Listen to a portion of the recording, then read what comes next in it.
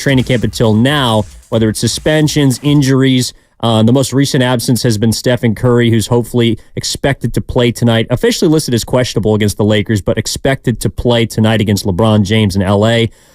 There's been a lot that's happened this season, but to hone in on this week, I think that, I don't know if cratering back to earth is the right way to put it, but a 1-2 week, 3 games, 2 losses, you're essentially in a place now where you kind of know your destination. You kind of know that the play-in tournament is where you're going to be.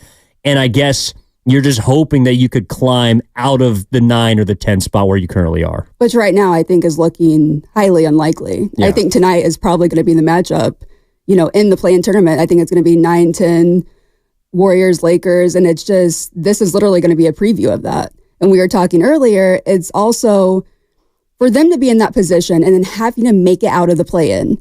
And then as it's looking right now, the Nuggets took over, they're number 1. Mm-hmm. So if they make it out of that, they're going to end up having to face the defending champions in the first round. And that's just so much back-to-back. Yeah, no, it's daunting, especially when you haven't beaten that team in 2 years. Denver looks like really the cream of the crop in the Western Conference. And the Warriors right now are locked into a matchup with the team that they're probably going to play tonight. Now, I don't know if I look at tonight as, say a play-in preview, but the Warriors and the Lakers have met often in big kinds of games, whether it's in the regular season, obviously last year in the postseason, and in the play-in tournament in 2021. So, they've had these situations in front of them before. To me, I think where I want to start this show, and that's Whitley Sandroto, by the way, here on Warriors This Week, alongside Evan Giddings on 95.7 The Game. The phone number is 888-957-9570. Also the number for the Comcast Business text line. And we see on YouTube, powered by First NorCal Credit Union. Shout out to our chat as everyone begins to roll in here on a gorgeous Saturday morning. Happy St. Paddy's Day, by the way, coming up.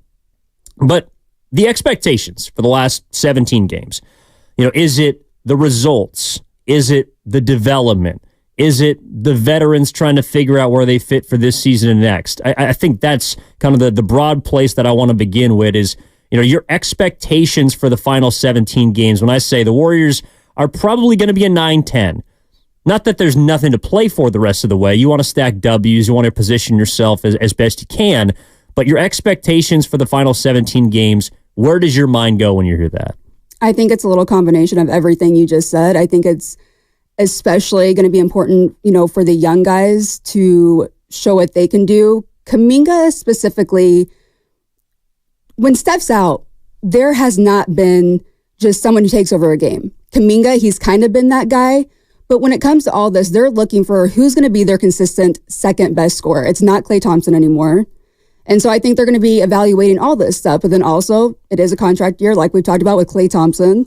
And so they are going to be looking at the vets and, possibly how is that going to determine what happens this offseason, how they, approach free agency and everything. I think all this stuff is going to weigh in to what they're looking for in these final games. Yeah, I think to me, it's development. I mean, that's really what I want to watch and see over the last 17 games. And it's development of young players in relation to where the vets are going to slot and fit in. Because, so you talked about the optimism at the beginning of the season, and I think that was apparent. But I also think it was because of the core of veterans that they thought that they were going to get. Now, bringing Chris Paul in, moving on from Jordan Poole was the biggest offseason move. Steve Curry even said on these airwaves, I think it was earlier this week, like he didn't expect Pajemski or Trace Jackson Davis to be in the mix. I mean, rookies don't tend to help you the way that these two players have or have been forced to help you. So your top 6 looks completely different from the beginning of the season until now. And that's why, to me, it's all about the development at this point. I want the biggest moments and the biggest games to be put in front, and the biggest situations to be put in front some of these young players, because we don't know what's going to happen this summer. I do think there's going to be big changes coming, and we could start there. We could move on to what you believe that the summer entails, but to me, that is going to be dictated by how much development we see over the last 17, and ideally a play-in game or two, hopefully a postseason series, but how much development we can see from specifically, you mentioned Jonathan Kaminga, Brandon Pajemski would be second in line to me, Trace Jackson Davis, and then Moses Moody. But it starts with JK. How far can this guy get to position you to make the hard choices this summer? Because where everything does revolve around Steph Curry, he just turned 36 this week. And he has a 15-year gap with him and Jonathan Kaminga. And all eyes are on 00 in my mind to see how far he can go, because he's taken leaps and bounds in just his third season. And it just gets me excited to think about where he can be next year. Yeah, and he, in the next couple of years too, I think next year it's going to be maybe a similar situation, but the Warriors too, if they want to compete for a championship within, Steph's time frame, they're just going to need Kaminga to start being like that guy. This season, we've seen so much growth from Kaminga. And I remember talking to Draymond at the beginning of the season, and I was just asking him about Jonathan Kaminga and what, we would see. That's also a big part of the show. I got a drop, my first drop. Look at that. Well, so people are going to find out that Witt's actually got a lot of drops in her because, again, she's there every single day. She talks to all these players. She knows them better than anyone at the station. And, whether it's, Klay Thompson hitting you with a paper airplane or... Almost took my eye out with a paper airplane. Yeah, exactly. These are the kind of things that we get on a night in and night out basis that some people might not see. So take him in. So Draymond was telling me, because I was just asking him, what do you think we're going to see from Kaminga this year, in that third year leap? Because, everyone knows a young player, that third year, that's the year that you want to see the growth, which we have. And Draymond, he told me confidently that you're going to see Kaminga. He is going to be so sure of himself, and he's going to, come into his own. He's not going to question himself, because even last year when he did, play, there was always that thing where it's kind of like he was not so sure of himself out in the court, where he was supposed to be, and would kind of second guess himself and kind of wait for, the vets to, direct him in some sense. Mm-hmm. This year, he's not like that. Like we've talked about, when he needs to take over, he does take over. But there's still just that next step that he has to get to for him to be that guy where the Warriors have that chance at. I mean, of course, there are a lot of other factors. I'm not just saying Kaminga has to be the star for them, to make another championship run. That's not what I'm saying. But he has that next level that he has to get to just for them, just to consistently rely on him as, like I was saying before, the second best shooter on the team. And I don't think he's quite there just yet. I think in a couple of years he'll be there, but even next year, I don't think that he's that guy. And I think that's, when this offseason comes, that's something that they're going to think about. And with the, mid-level, though, I don't know how many players that you could bring in that could do that. Probably none. But I think he could be the consistent third best scorer. Yeah. And they could have a really decent team. But I think they need to bring someone else in who they could rely on. Yeah, look, there's going to be cycling parts this offseason. I mean, even if they don't make a big move, you're going to see the back end of the roster. And I hate to say it, Kevon Looney's probably on his way out. Dario Saric is likely not coming back. I don't see Chris Paul coming back for the kind of money that he's making. There's going to be changes, even if they're not. The drop-off of Looney this year, that's another thing that it's been tough. It's crazy to watch, honestly. Just seeing how dominant he was last year in that King series to just this year, he was just not the same player. He's not moving the same, and he spent so much time working on his body. He is a big fan of yoga. I'm sure a lot of you have read about it. Yoga. So he does yoga consistently. That's how his hip issues. Yoga. Yeah. No, I lost my headphones. So, it's like, but I think part of that too is, so you see the drop off in production from someone like Looney, contrasted with, as Whitley gets herself together here, contrasted with the emergence of someone like Trace Jackson Davis. And I think that's been the most glaring part for me about some of the young players. It's that they have in situations made their predecessors look bad. And it's not that they're poor players. I think Kevon Looney is an NBA player at this point. If he gets released or let go or moved on from this, from this iteration of the Warriors, I think he'll have a landing spot. But because there's never, in my mind, the last 2 years, even last year, there was never anyone that was, either a rookie or even Kaminga or Moody that could force you to reorganize the hierarchy, that could force you to reconsider someone like Kevon Looney's place on the team. Now, in addition to Trace Jackson Davis emerging, Looney's also played himself out. I think the Warriors have also just institutionally gone away from playing a 5 outside of Draymond as much as they can. Even Draymond's, I think, only playing 27 minutes the last 25 games. So they're trying to figure out, how do we get bigger but also stay versatile? They've never really had a true 7-footer that is a starter and a force in the middle. So yeah, like there's going to be changes that happen this offseason. The question is, I think, how much these last 17 games determine that.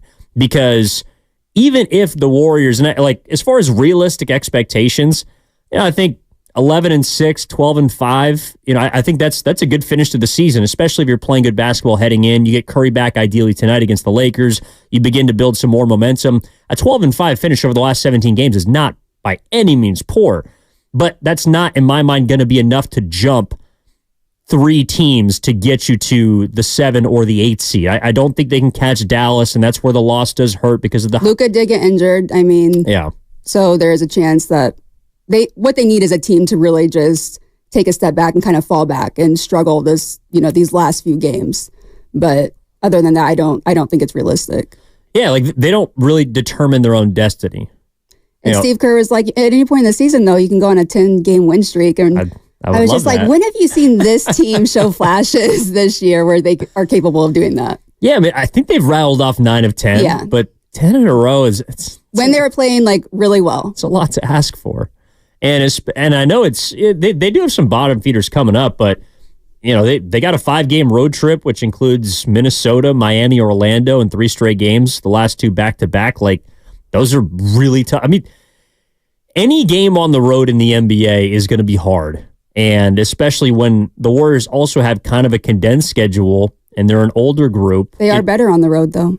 Which is a little weird. Yeah. They've completely flipped from last season, right? Last season. Opposite. Because most of the home games that we went to, we'd watch them and it's like, oh, this team's pretty solid. They got something cooking. And then you watch them on TV on the road and you're like, who are those guys? They could not win on the road. They won 11 games last year on the road. I think they already have 16 or 17 this season. So it's, they've been able to stabilize themselves away from Chase Center, which has been nice. But overall, it hasn't been consistent enough. And you look at the 4 of 6 losses that they've sustained, going back to the beatdown in Boston.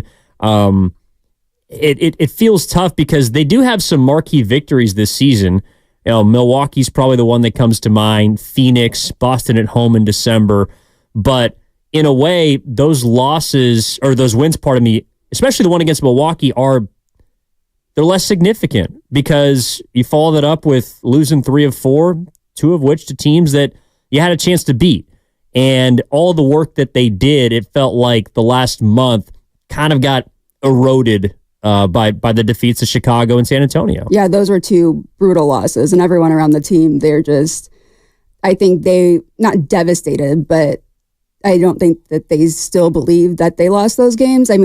Chicago, obviously Steph got injured, towards the end, and then DeMar DeRozan just kind of took over. But that's just such a tough loss. The Bulls, they have been playing really well as of late, to be fair. But without Wembanyama, the Spurs, that one was just a gut punch to this team, especially where they are in the standings. That just shouldn't have happened. Yeah. So what are your expectations for the last 17 games of the season? 888-957-9570 is the number. Evan Giddings alongside Whitley Sandretto making her debut here on Warriors This Week on 95.7 The Game. I see in the YouTube chat, I see you, Dennis. Losing to the Spurs at home without Wemby is the worst loss. I think on paper, probably. But then again, there's been so many times that we have looked at this team and said, that's the new worst loss. Yeah, that's true. The new worst loss. Losing, what was it, around the beginning or end of the new year, the loss to Miami and kind of like their G League squad at home. Yeah. That was a terrible loss. And some of them have also been unlucky losses. Yeah, that one, against the Nuggets when Jokic, hit the game winner. Obviously the Nuggets are the Nuggets, but they had such a chance to take that game and then he hit the game winner. So that was kind of also just unlucky.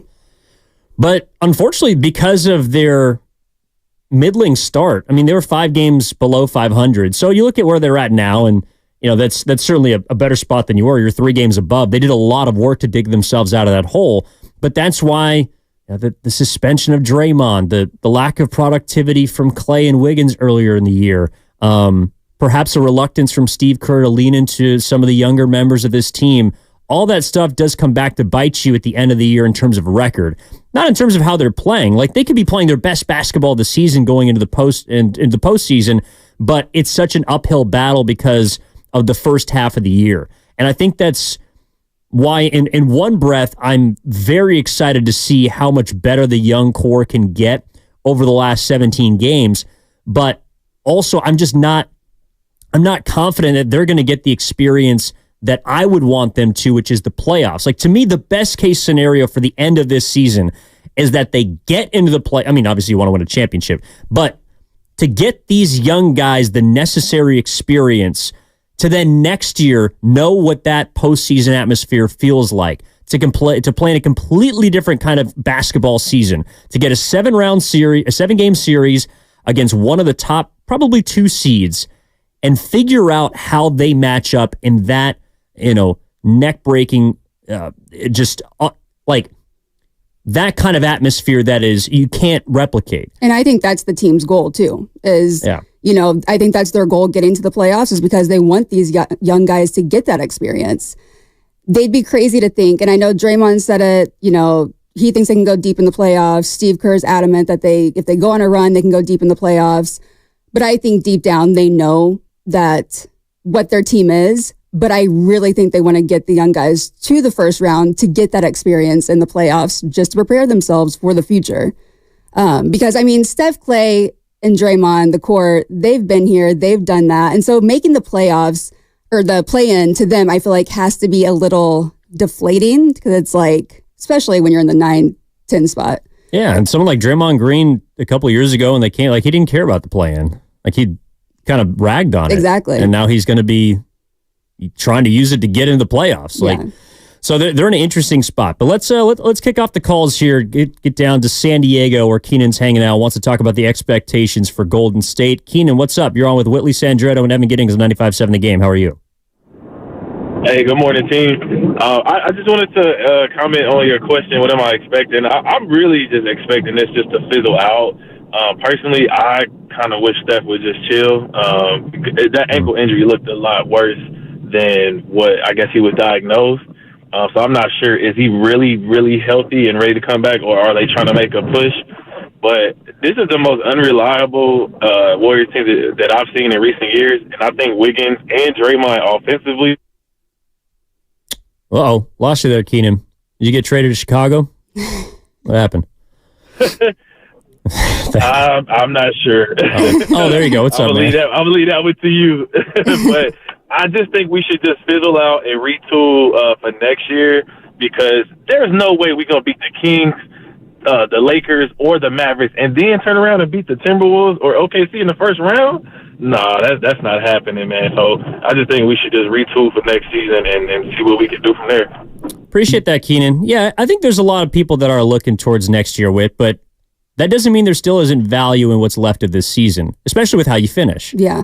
Another thing I wanted to point out, when he brought up Steph's ankle injury and said he thought it was a lot worse than it was, I totally agree. Because when I watched that, the video back, it just looked like it was also partially his foot. It didn't look like just like a clean ankle roll. So I'm a little bit surprised that he's back as quick as he is. Yeah, I mean, thank goodness he is. No, absolutely. Yeah, this team is 1-5 without Stephen Curry this season. The fact he's only missed 6 games has been pretty incredible.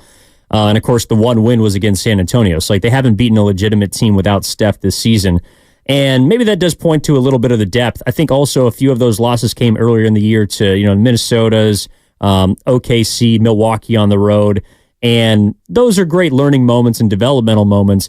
But now you do start to, I know he was expecting, Keenan was, this team to sort of fizzle out.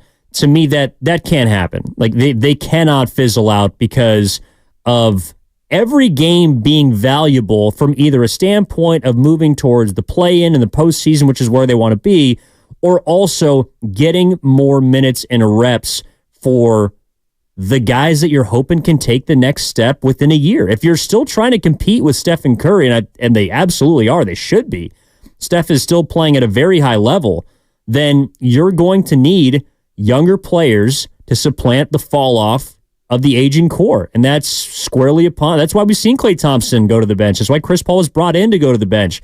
Kevon Looney's out of the rotation completely. And even Draymond, getting fewer minutes when Trace Jackson Davis is in playing 5. Like, they want to ride the young guy's legs. Yeah, and Kerr has said that too. I mean, he's made an emphasis, he's pointed to an emphasis on getting guys more minutes. And you can just look up and down. Since the start of the new year, Jonathan Kaminga and Brandon Bajemski have played the second and third most minutes of any Warrior not named Steph Curry. And even with Steph's absence, you look at the total minutes, Kaminga might have caught him. So they need those young players too, because also, I don't feel comfortable being in the same place as the beginning of this year where there's optimism about what they can be and where they can get to. Because if you have guys that are 33 and above, you might be ready for a postseason series, but you got to get through 82 games first. And I'm even pessimistic on the fact that those 30-plus-year-olds are going to carry you through a postseason. We have seen the Warriors play a great month of basketball in February. In order to contend and go deep into the postseason, you got to play a month and a half. You got to play 2 months of great basketball, in addition to already playing 6 months and just slogging your way through the regular season. That, to me, is where the young players have helped in the past, and they've been able to kind of cushion those aging legs, but now they've become necessary, in my mind, to where this team can go, which is, 44 wins is the baseline. That's what they got last year. And right now, they stand at 34 and 31. So down the rest of the way, in order to get back to that mark, they would have to go, 10 and 7. I think that's absolutely doable. To me, that's where they have to be. 44 wins should be the floor for the remainder of this team, the remainder of this season. And another thing, too, we're talking about the young guys. This is their chance to show who they are. But especially when you think about players like Wiggins, who was so important in that championship season. I'm not calling him a young guy because technically he's not young now. He's played like 10 years, though. Yeah. Yeah, but for the guys younger than him to step up and take over, Wiggins this season, he's been very inconsistent. He's been dealing with personal stuff, and so I'm sure his mind has been elsewhere dealing with that. With Wiggins, when he's on and he's aggressive and he's playing like 2022 Andrew Wiggins, we've seen that this team can be a very, very solid team. But you just don't get that from Wiggins now. So now it's the time for the young guys to step up and show what they can do to take over for the guys who aren't playing like they once did. Yeah, I mean, we can dig into Wiggins more. We talked a lot about him over the last couple of days, and I have some thoughts on the other side that I do want to get into. But the question we want to start with is your expectations for the final 17 games beginning tonight, 5:30 tip in LA against LeBron James. Stephen Curry is questionable, but earlier this week was listed as expected to play by Steve Kerr, expecting another Steph versus LeBron. Perhaps one of the final clash of these two titans, in which are still the marquee matchup in the NBA. What is your expectation for the final 17 games of the regular season? Is it about the results? Is it about the wins and losses? Is it about the development? Or could it be about veterans fighting for their future place on this team? When we return, we'll dig into that and take your calls at 888-957-9570. That's Whitley Sandretto. My name is Evan Giddings. Back with more after this on Warriors This Week on 95.7 The Game. Angie's List is now Angie, and we've heard a lot of theories about why. I thought it was an eco move. Fewer words, less paper. No, it was so you could say it faster. No, it's to be more iconic. Must be a tech thing. But those aren't quite right.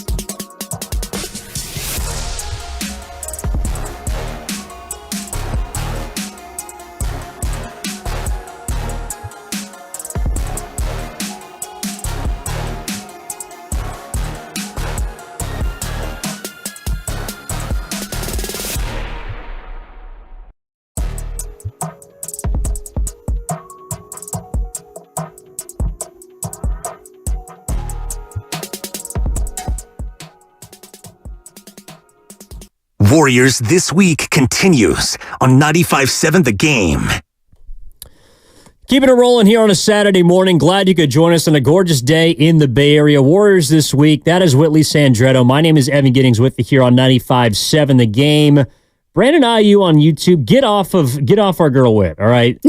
She's a Chiefs fan. They might be three-peating, but you already got 3 and 4. You don't have to throw me under the bus like that. They're going to hate me now. No.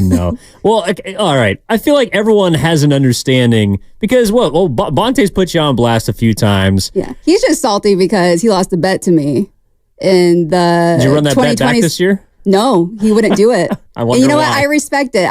He said he's not going to bet against Patrick Mahomes. So, you know what? That's smart. That's very smart. Look, I don't feel like it's throwing you under the bus if you are on top of the world as a football fan. I mean, look, and the Warriors have been in their heyday. You know what it's like when you're rooting for a team in which they're the overwhelming favorite. People are afraid of, the matchup against you, whether it was the beginning edition of the Warriors, whether it's the Kevin Durant version of the Warriors more specifically. I don't want to say that the Chiefs are quite there, but they are a dynasty just in the way that the Warriors were a dynasty, Whip. And also I'm a little stitious, so I'm not going to say that they are three-peating and not three-peating. I keep my mouth shut. Yeah. Well, either way, that is the whiz that is Whitley Sandretto. Evan Giddings with you. The number is 888-957-9570 from the 925 Comcast Business text line. Wiggins has to finish strong in this final stretch if the Dubs are making their playoff run. While I agree with that was kind of where we left off at the end of last segment. Someone like Andrew Wiggins, I think, is the perfect poster child for what this season has been, which is up and down. And the only thing consistent about this season is that it has been inconsistent. Whether it's because of a lack of production, whether it's been because of suspensions, whether it's been because of injuries, one that Stephen Curry will likely be working his way back from and play tonight against Los Angeles at 5:30 right here on 95.7 The Game. Wiggins is someone that has been so difficult to figure out. And you mentioned the fact that in 22, he's the guy that took them to the next level. And I think in a way he can be a player that unlocks this team. I guess I'm just in a place where I'm not expecting that to happen. And I would rather put my chips, whether it's as an analyst or a fan, and a media member, whatever you want to call it, I'd rather put my chips when I'm watching tonight against the Lakers in someone like Kaminga or Pajemski or even Moody to an extent, but players that I feel like have room to grow, and their exponential growth is something that I want to see more than, is Andrew Wiggins going to show up tonight? Yeah. And I think Wiggins is the key that actually could unlock this team. But like you said, I don't expect that at this point. And I don't want to downplay everything that he's been going through, in his personal life, because that does weigh on a person. But it's just, we just have not seen the Andrew Wiggins that we saw in 2022. And I don't think we'll ever see that Wiggins again. And so the remainder part of the season, I do think the key is to see what these young guys can do. Clay, we've talked about, his contract situation. And if for him, this is an opportunity too, to show that he does, he should get paid to stay here, whether he should or not. That's up to the front office, I guess.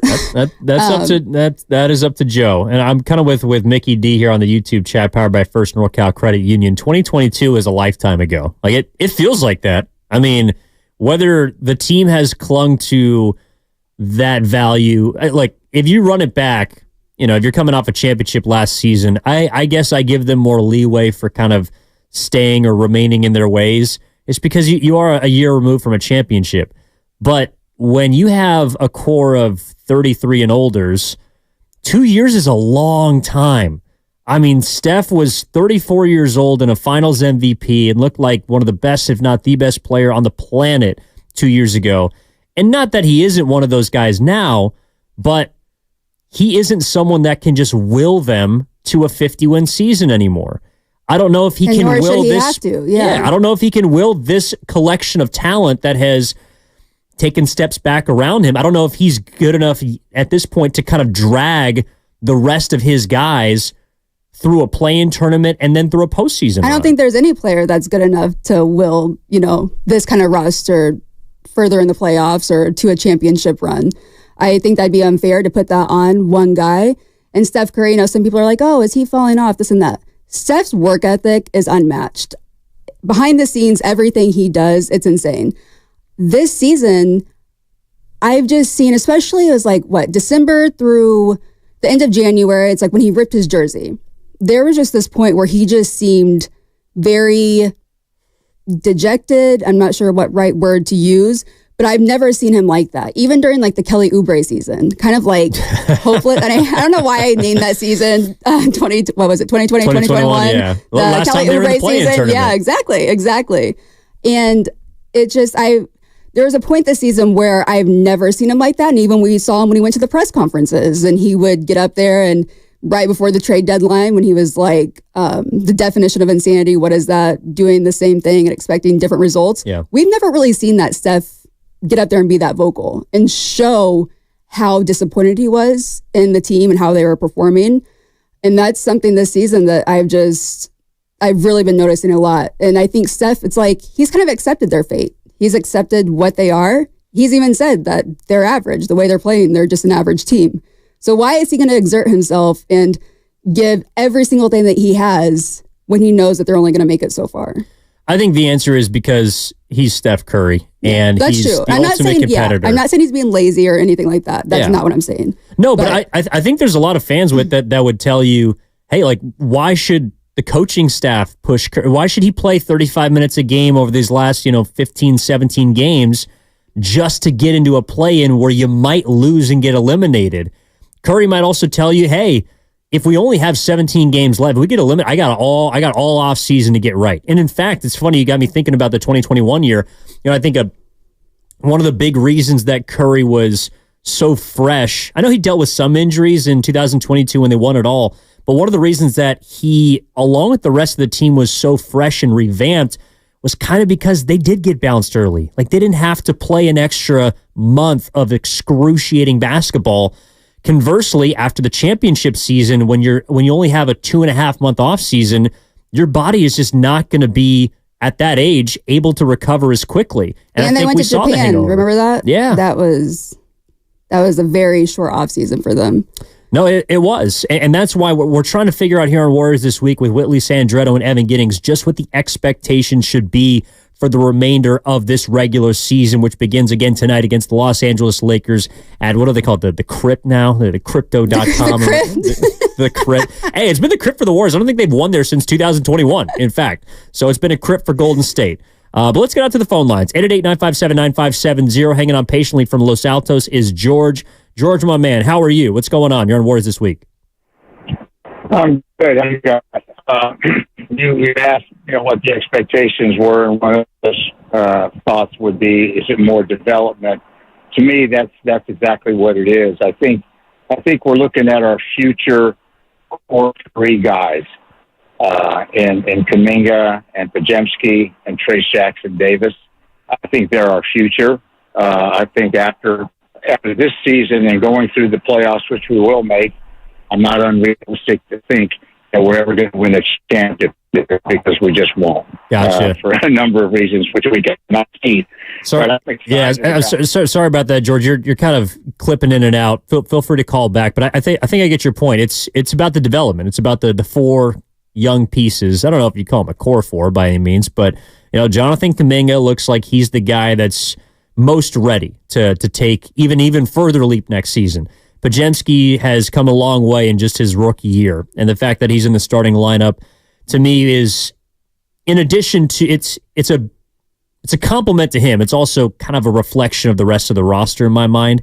And then Trace Jackson Davis, who's emerged as a really serviceable and kind of a game-altering backup center. I don't know if he's ready to start in my mind, but I think TJD's come a long way. And then, of course, Moses Moody, who has just been, I think, an odd man out in a lot of situations. But when he got to start for Wiggins, I liked what I saw. Yeah. Moody, too, he needed that three the other night. He missed, 13 straight threes, I want to say, before he made that. Yeah, so someone put a lid on the tin. Yeah, and Moody, he's someone, when he's out there on the floor, I trust his offensive game. I trust him as a player. So it was tough to see him struggling shooting the ball for a while. Yeah, I think the question for me about Pajemski, Moody, I guess a little bit Trace Jackson Davis. I think they are floor raisers. They're going to, what you're going to get from them. Pajemski's going to shoot 38%, but he's not going to take too many pull-ups. He's not going to be an offensive force, but he's a connector. Moody's a guy who, even if he isn't hitting a three, gives you hustle. I think he's gotten better defensively, laterally speaking. He's long, and in a league that values wings, he is valuable. But I wonder how much those three players, leaving Kaminga aside, can raise the ceiling of this team in the near future. Because, and that's really why the postseason, to me, it almost has to be like they have to get to the postseason. All right, I want to see what those four guys, but specifically Kaminga, Pajemski, and TJD, because those are the ones who are most likely to play in a playoff format. Mm-hmm. I want to see how they react to being a part of this rotation. I mean, Kerr has said TJD needs minutes before the playoffs. Pajemski's going to start. Kaminga's going to start. They need those guys to get better quickly. And I think an easy way to expedite that, whether it be because they're thrown into the fire or not, is to get a 7-game series against potentially a team that has a chance to go back-to-back, because right now Denver's the 1 seed. Yeah, that series that'd be interesting. It'd be scary. That'd be very scary. I would not be optimistic. That'd be very scary. But like you said, I do think it'd be very valuable for the young guys to get that playoff experience. And I do think that maybe this is where the team's mind has shifted to what their goals are and what their expectations are. And, maybe it is getting to that first round to get these guys that experience, which will become very valuable in the next year or two. Yeah. When they hopefully make it back and further. And I think also a stretch run. I mean, when you're fighting for your postseason life, I know that, I guess Houston is a few games back. I don't really see them catching the Warriors, just because I don't think the Warriors will fall off that hard. In addition to that, I don't see anyone above them outside of maybe Los Angeles, them being able to jump Dallas or Sacramento. And that is where, they didn't have Curry against Dallas, but that game hurts. Yeah. Because you are pretty much unable to win a tiebreaker. So if you're 3.5 back right now, you're really more like 4.5 games back. And that's a lot, as we've seen. The Warriors have dug themselves out of, a big hole, but they haven't really made up much ground in relation to the 6, 7, or 8 seed in quite some time, because even though they put together a fantastic month of basketball, it just all came collapsing when they lost to San Antonio and Chicago.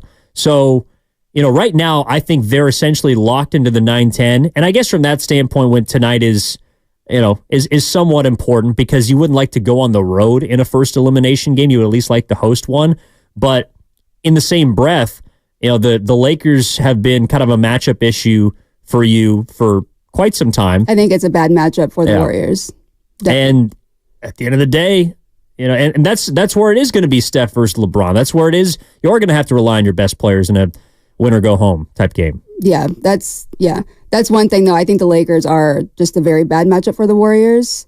But do they really mind going on the road for the game? I'm sure they would tell us no. Right, exactly. That's exactly what they would say. Yeah. But just like with their record this season, like we talked about the home away record, they have been better on the road. It is a different atmosphere, I guess. I don't think it would matter for the vets. I do think it would matter for the young players. Guys. Yeah, if you can make the job easier, if you don't have to put them in a scenario where it's 1 or 2 possession game, fourth quarter, your season's on the line, and Pods has got the ball, Kaminga's got the ball, and fans are screaming at you. You can't replicate that kind. And who knows, that could be value for them in the future.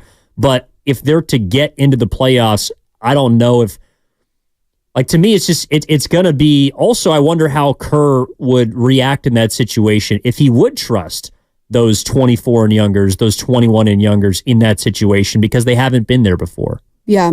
And I think that's something Steve Kerr's been working on all season, is trusting the younger players. We've seen kind of the evolution of his trust, where it's before he wouldn't say he didn't trust them, but just the way he was playing them, it was obvious that he didn't. So I think, too, if they make the playoffs, that's just something to me that would be very interesting to see, that how he handles the young guys. Yeah. No doubt. 888-957-9570 is the number. 95.7 The Game. This is Warriors This Week. That's Whitley Sandretto. Evan Giddings with you here as always, 9 to noon every Saturday. Let's get out to Mark in Millbrae. Mark in Millbrae, my man. How are you? Going once. Hey, you got me there? Yeah. Sorry. No. You're all good. Hey, what's up, guys?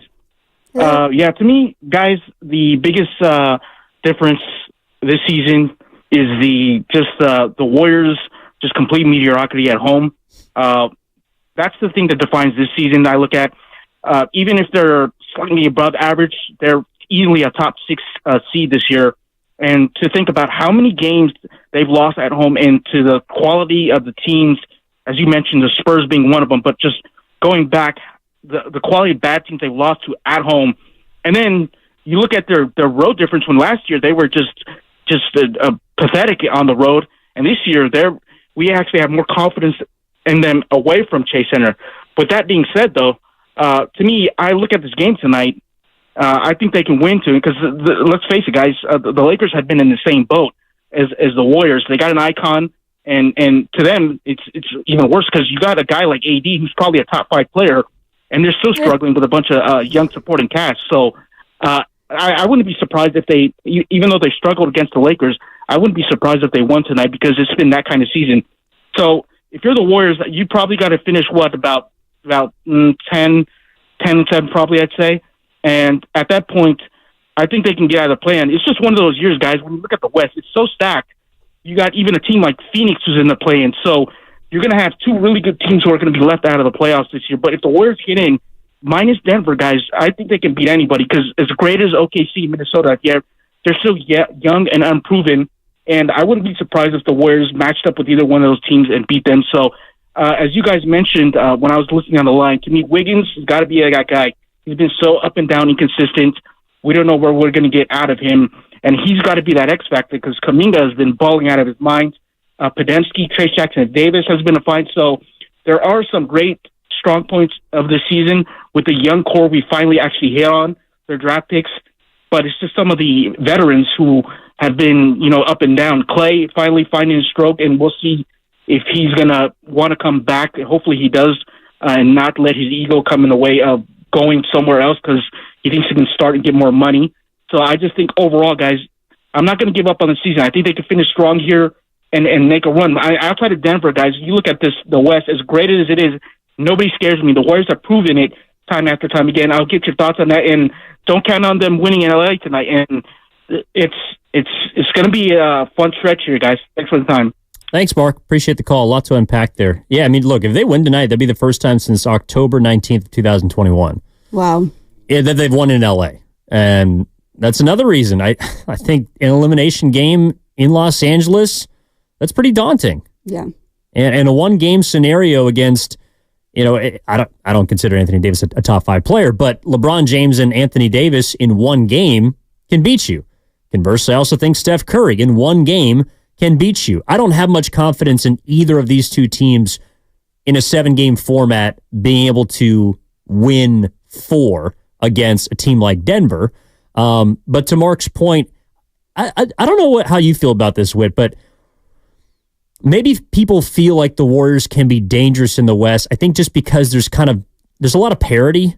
There's a lot of really good teams, but there's so much parity. If the Warriors were in the East, we'd be talking about them potentially getting into the 6th seed. We'd be talking about them matching up with the 3 or the 4 or how where can they get. But in the West, there's just a lot of really good basketball teams, and I think because there's so many stacked at the top that people outside of Denver just feel like, well, it's the Clippers. Well, it's Minnesota. Well, teams it's OKC. have gotten so much better in the West. That's the other thing. Everyone's talking about the core's age, they're aging out, this and that. No, teams simply have just gotten better. They've made moves. They've done stuff to improve their rosters, whereas the Warriors, for the most part, they've just kind of stayed the same. And, teams have caught up to them, and that's the reality of the situation in the West.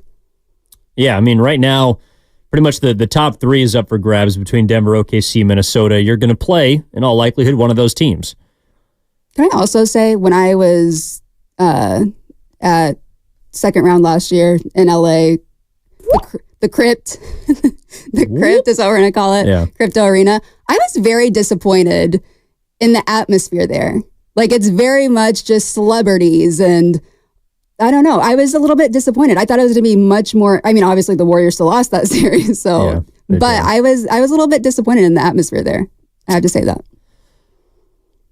I would like to think that the postseason, no matter what atmosphere you're in, it's going to be ratcheted up. I mean, the nerves are going to be higher. And again, like if we're talking about the last 17 games, your expectations, and I think a lot of people lean towards more development as opposed to the actual results. And now, ideally, they're intertwined. You know, your young players are helping you win games. Curry's going to be back. You're pretty much at full strength regardless. I know Draymond's also questionable for tonight, but... Do you think Steph will be on a minutes restriction? No. I think if he's back, he's back. Okay. And I feel like that's generally the case. Like, I know Wiggins came back after missing 4 games and he only played 16 minutes, but I think that was more due to his just general ineffectiveness as opposed to them keeping him on a minutes restriction. I don't think they'd bring Steph back unless he felt, and more importantly, I guess, Rick Celebrini felt like he's 100%. Yeah, I agree. I also think him and Draymond are just kind of attached. Take from that what you will. No comment. Yeah. 888-957-9570 is the number. Let's sneak Mark in San Francisco in before the break. Mark, how are you doing? What's going on? I'm doing great. You know, I think Moses Moody has a lot more to show offensively. I think there's a lot of potential there. I just think he needs the ball more, and he needs more of an opportunity offensively because I think the skills are there to be a good one. He can shoot, and he can also drive to the hoop. So he's not just a shooter, he can score. And I just think that, you know, his teammates got to have a little bit more confidence in him. And I think once he gets his, you know, playing more, I think that shot will be a lot more consistent. Thanks, Mark. Yeah, I mean, look, I question whether or not Moses Moody can be an elite three-point shooter, but in order for him to stay on the floor, he's got to be at least league average, which I think is around 36%. Yeah, and before he started struggling, I mean, he was pretty consistent, you know, at shooting the ball. But it was just that little streak where he just missed 13 straight threes, and it was like, what's happening here? Yeah, hopefully, when he made the one the other night, hopefully that's going to put him back on track. Yeah, but the reason why I like someone like Moody, in addition to Podziemski, is those guys at full strength. So assuming Curry's there and he's going to be your offensive force on any night, you don't need Podziemski or Moody. Like, they can help you without scoring. Now, if Moses is going, 1 of 9 from the floor, that's a problem. But you don't need Moody to be a focal point of your offense. To me, him and Podziemski, what they do in terms of scoring would be like ancillary, as opposed to someone like Jonathan Kaminga, who I think we're in agreement needs to be your number 2 or at the very least your number 3 scorer on any given night. Oh, definitely. And like I said, I think Kaminga consistently, he could be considered their number 3 best scorer, but right now he is basically their number 2 best scorer. My thing with Kaminga is, though, more so for the future, can he consistently be their number 2 best scorer? And I'm not so sure he's there yet, but yeah. Hey, Benny on YouTube. No, I wouldn't be courtside selfie stalking Denzel. Might be selfie stalking Nicholson. He doesn't make it out to LA too much anymore. Definitely not the Kardashians. Not my style. But I'll tell you what, if I saw Shohei Ohtani down there, I might grab a selfie. That's for sure. 888-957-9570 is the number. I see you, Austin and San Jose. We'll get to your call on the other side. And I also want to zero in on Kaminga because I think he is, in many ways, either... Like, I want to quit talking about someone like Andrew Wiggins as being the key. Now, he might be the key to this season and how far they go, whether you believe it's the play-in, whether you, I don't know, have a pipe dream to me that they can go win a championship. To me, I think Kaminga is the guy that has to be viewed as the key for this team. And I think that also includes this season. That's why I'm excited about tonight. I'm excited about the last 17 games. I'm excited about a hopeful elimination scenario, which could get them a first-round series, because I think that is valuable for someone like Kaminga. I think he has the biggest chance to take a leap that can get the Warriors back into contention. I want to talk about him as the key coming up on the other side. If you agree, if you disagree, I want to hear from you at 888-957-9570. Also, the number for the Comcast Business text line. That's Whitley Sandretto. Evan Giddings with you here on Warriors This Week. We're back after this on 95.7 The Game. I'm Chris Riccobono, founder of Untuck It.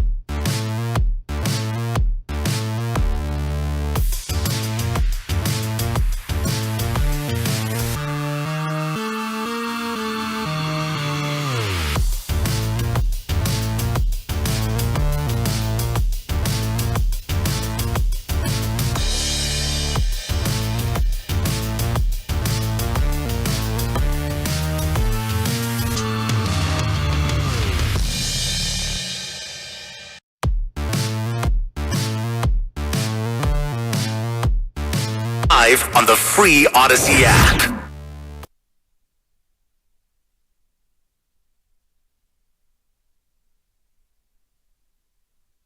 Now back to Warriors This Week on 95.7 The Game. Oh, 1 hour down, 2 to go. We got satisfaction coming your way here on Warriors This Week, 95.7 The Game. You know, it's funny, like we were discussing, we get in about 8 a.m., not really too hungry. Breakfast, the pangs don't start to kick in yet. But if I had to guess at 10 a.m. what you would break a fast with, Reese's Cups would not have been on the menu. Reese's are, I thought I made a rookie mistake and forgot to turn my mic, but I'm here. Okay. Reese's. Yeah. Reese's are life. I assume that they have a little bit of protein because there's peanut butter in there. No doubt. But you know what? When you're down bad and your stomach sounds like a bear, you got to do what you got to do. Yeah, I was hoping it wasn't going to come across over the mic.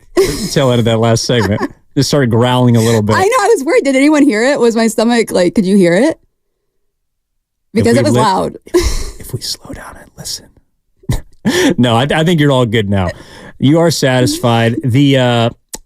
So right now, what we're kind of like trying to, I think, figure out is where the Warriors right now stand at 3 games above 500. They play the Lakers later on tonight. 5:30 tip, 95.7 The Game. Warriors is live. Will be at 4:30. And you know what the expectation is, right? So we're talking about Kaminga versus Wiggins. I think to me, it's got to be about development for the final 17 games. I mean, you want to remain competitive. Steph Curry is going to be back tonight, and that is always a good sign. But I also think Austin and San Jose wants to get into, I think, where everyone's mind is kind of headed, which is the future. So let's open up the phone lines here at 888-957-9570. Get out to San Jose, talk to our guy, Austin. Austin, what's up? You're on with Whitley and Evan. What's up? What's up, E? Hi, Whit. Good morning. Great conversation. You guys are representing the younger generation, which is always great.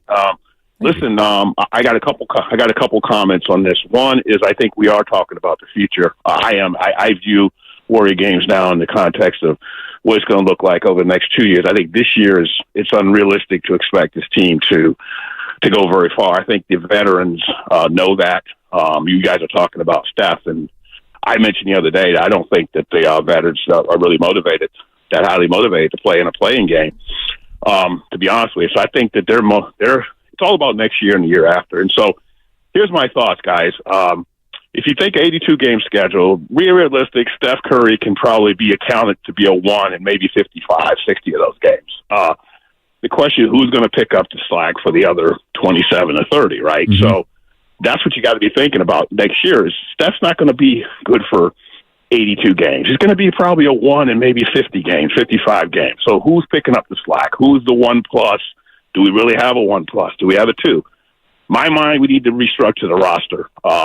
To some extent, I think we got to go get guys like Caruso, for instance, somebody you know what you're going to get every night. Is a pro, knows what he's getting. These young guys are great, but they're still experimental. You guys say they're going to develop. Well, just because they're young doesn't mean they're going to get better. So I think we got to get past the thinking that because they're 21, they're going to be good in 2 years. Well, maybe not. So I think we got to figure that out. And then last thing is, I hate to sound like a Moody hater, but I hear everybody going crazy about Moody, and the guy is just the guy. He's not I wouldn't even want to see him ever in the starting lineup. I don't think he's a starter. He doesn't guard wings very well. He's not the quickest guy. He doesn't shoot very well. We've seen that. So I don't know what all this discussion about Moody is. I mean, he's an okay guy, but I would trade him in a second to get a more consistent young player, and a guy would have more skills. So that's kind of where my head's at, guys. Thanks a lot. I appreciate it, Austin. Yeah. No, I think Whit, like, all that is fair. To me, Kaminga's got to be that guy. Like, I understand the restructuring of the roster, and we can get into that if you want. But in terms of who can kind of figure out, you know, where someone like Curry is going to not be the guy for, you know, if he was saying 20 or 30 of the regular season games, whether it's because of injury or just age, attrition, all the rest. Kaminga is, if you like it or not, he's the most likely candidate to pick up the slack. Yeah, a couple things. I agree or disagree a little bit with the Moody stuff. I'm a big Moody fan. I think that he makes the winning plays. I think he does have an impact when he's out there. It's just him, you know, getting consistent minutes. So I'm a big fan of Moody. But I just zoned out. Where was I going with my point? Moody being, well, I think, look, I'm with Austin in the sense I don't know why there's a ton of discussion about Moody at this point, but that's also because I don't think he's going to play right now over Wiggins. Like, no. He's not. He's behind him on the depth chart. And that's been one of my frustrations with Andrew Wiggins throughout the year. And Dan Devone and I have kind of tossed this around throughout the year on this particular program. To me, if we're talking about restructuring the roster, it starts with 22. Like, it starts with Wiggins. And that might mean that you're going to have to bite the bullet this offseason, and you're not going to be able to turn him like you turned Jordan Poole into a Chris Paul type player. I don't think you're going to get a productive guy who also has a nice contract, who gives you some flexibility. No, you're going to have to eat it on Andrew Wiggins because of how inconsistent he's been since the best stretch of basketball he played in 2022. But if Austin wants to restructure the roster, if fans out there want to restructure the roster, I got my eyes squarely on Andrew Wiggins. He's the first block in my mind that would need to go. But when you're talking about Jordan Poole, just think about like when Steph is out for however many games and you need that guy to step up. One thing you can say about Jordan Poole, when Jordan Poole was here, that's one thing he did. If Steph was out, he thrived in those moments. Like, he may not play defense, but you knew he was going to score the ball. And they don't have that now when Steph's out, which is obvious with them being 1-5 when Steph hasn't played this season. But that's one thing I have to give Jordan Poole credit for. He thrived in those moments when Steph was out. No, whether he was doing dumb stuff on the court or being a turnstile on defense, he could score. And that's what we saw against Dallas. Warriors couldn't score without Curry. And it's unfair to ask a 36-year-old to do as much as he has. But they need his offense arguably now more than ever. And that's kind of a scary thought when he is, the second or third oldest player in the NBA? Like, you're asking that guy at that age to basically maintain what he's done in terms of efficiency. And to his credit, he has for the majority. Like this, if he's back tonight and he maintains, his health, he will play more games than he has at any point in his 30s. That's ridiculous. Like, knock on wood. I'm so stitious, so when you're talking about this kind of stuff, I don't know if there is any. You got your old noggin up top. Is this paper? Yeah. Well, but Curry's on pace to play more games than he has at any point in his 30s. And that's a testament to his work ethic. You talked about it. It's also one of the reasons why, just to take people behind the scenes, like while we're sitting there in the press conferences and waiting after a 7 o'clock tip until 11:30 p.m.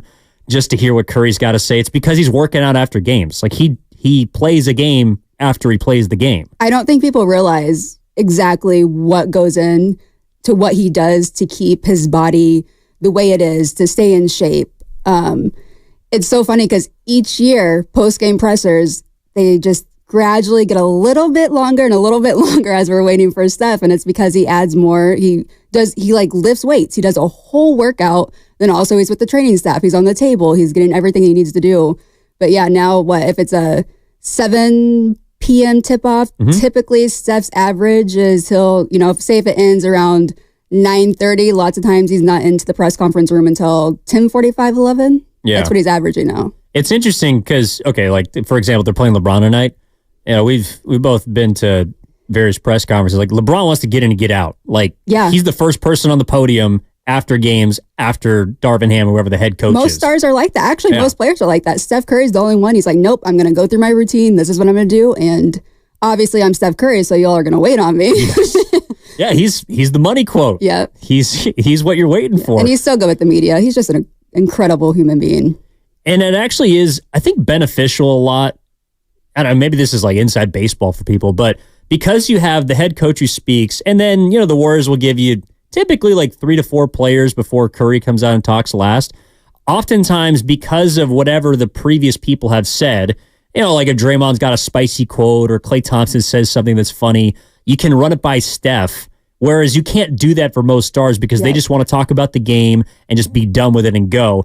Curry will sit there and you say, hey, Draymond was talking up on this guy on the other team. Did you feel the same way? And like, oh, well, here we go again.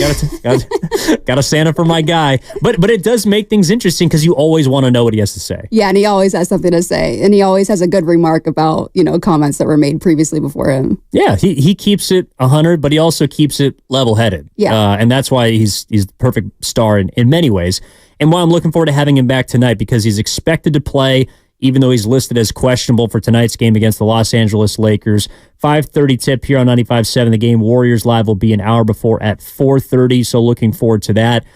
I don't know if we're in, must-win territory, Whit, but from a 9-10 standpoint, this game is significant. If you lose this game outside of a quick and, 9 out of 10 stretch, like, you're probably going to be the 10 seed. I don't feel like they can fall any further than that, but I personally wouldn't like to go through 2 elimination games on the road. I know that the Memphis Grizzlies did that as the 9th seed and beating the Warriors a couple of years ago to get into the postseason.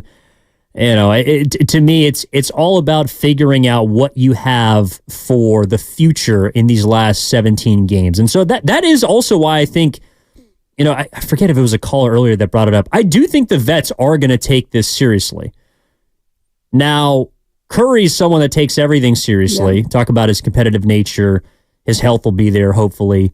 But the vets have something to play for, too. And when I say the vets, I'm talking about Klay Thompson, Andrew Wiggins, and Chris Paul.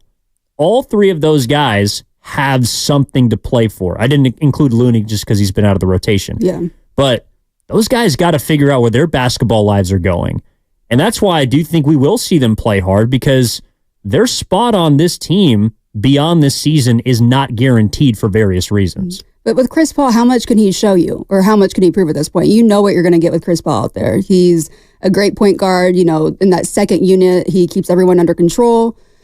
But at this point in his career, he's 39? He's not going to score the ball like you need him to score. So it's like, I don't know if Chris Paul per se, there's a lot that he needs to prove, but definitely I think with Klay Thompson being the main one, also Andrew Wiggins. But with Wiggins, it's like, even if he does go on a stretch here where he's proving that, flashes of that 2022 Andrew Wiggins, how far is he going to take that? And is he going to be like that again next year? Or is it going to be kind of up and down?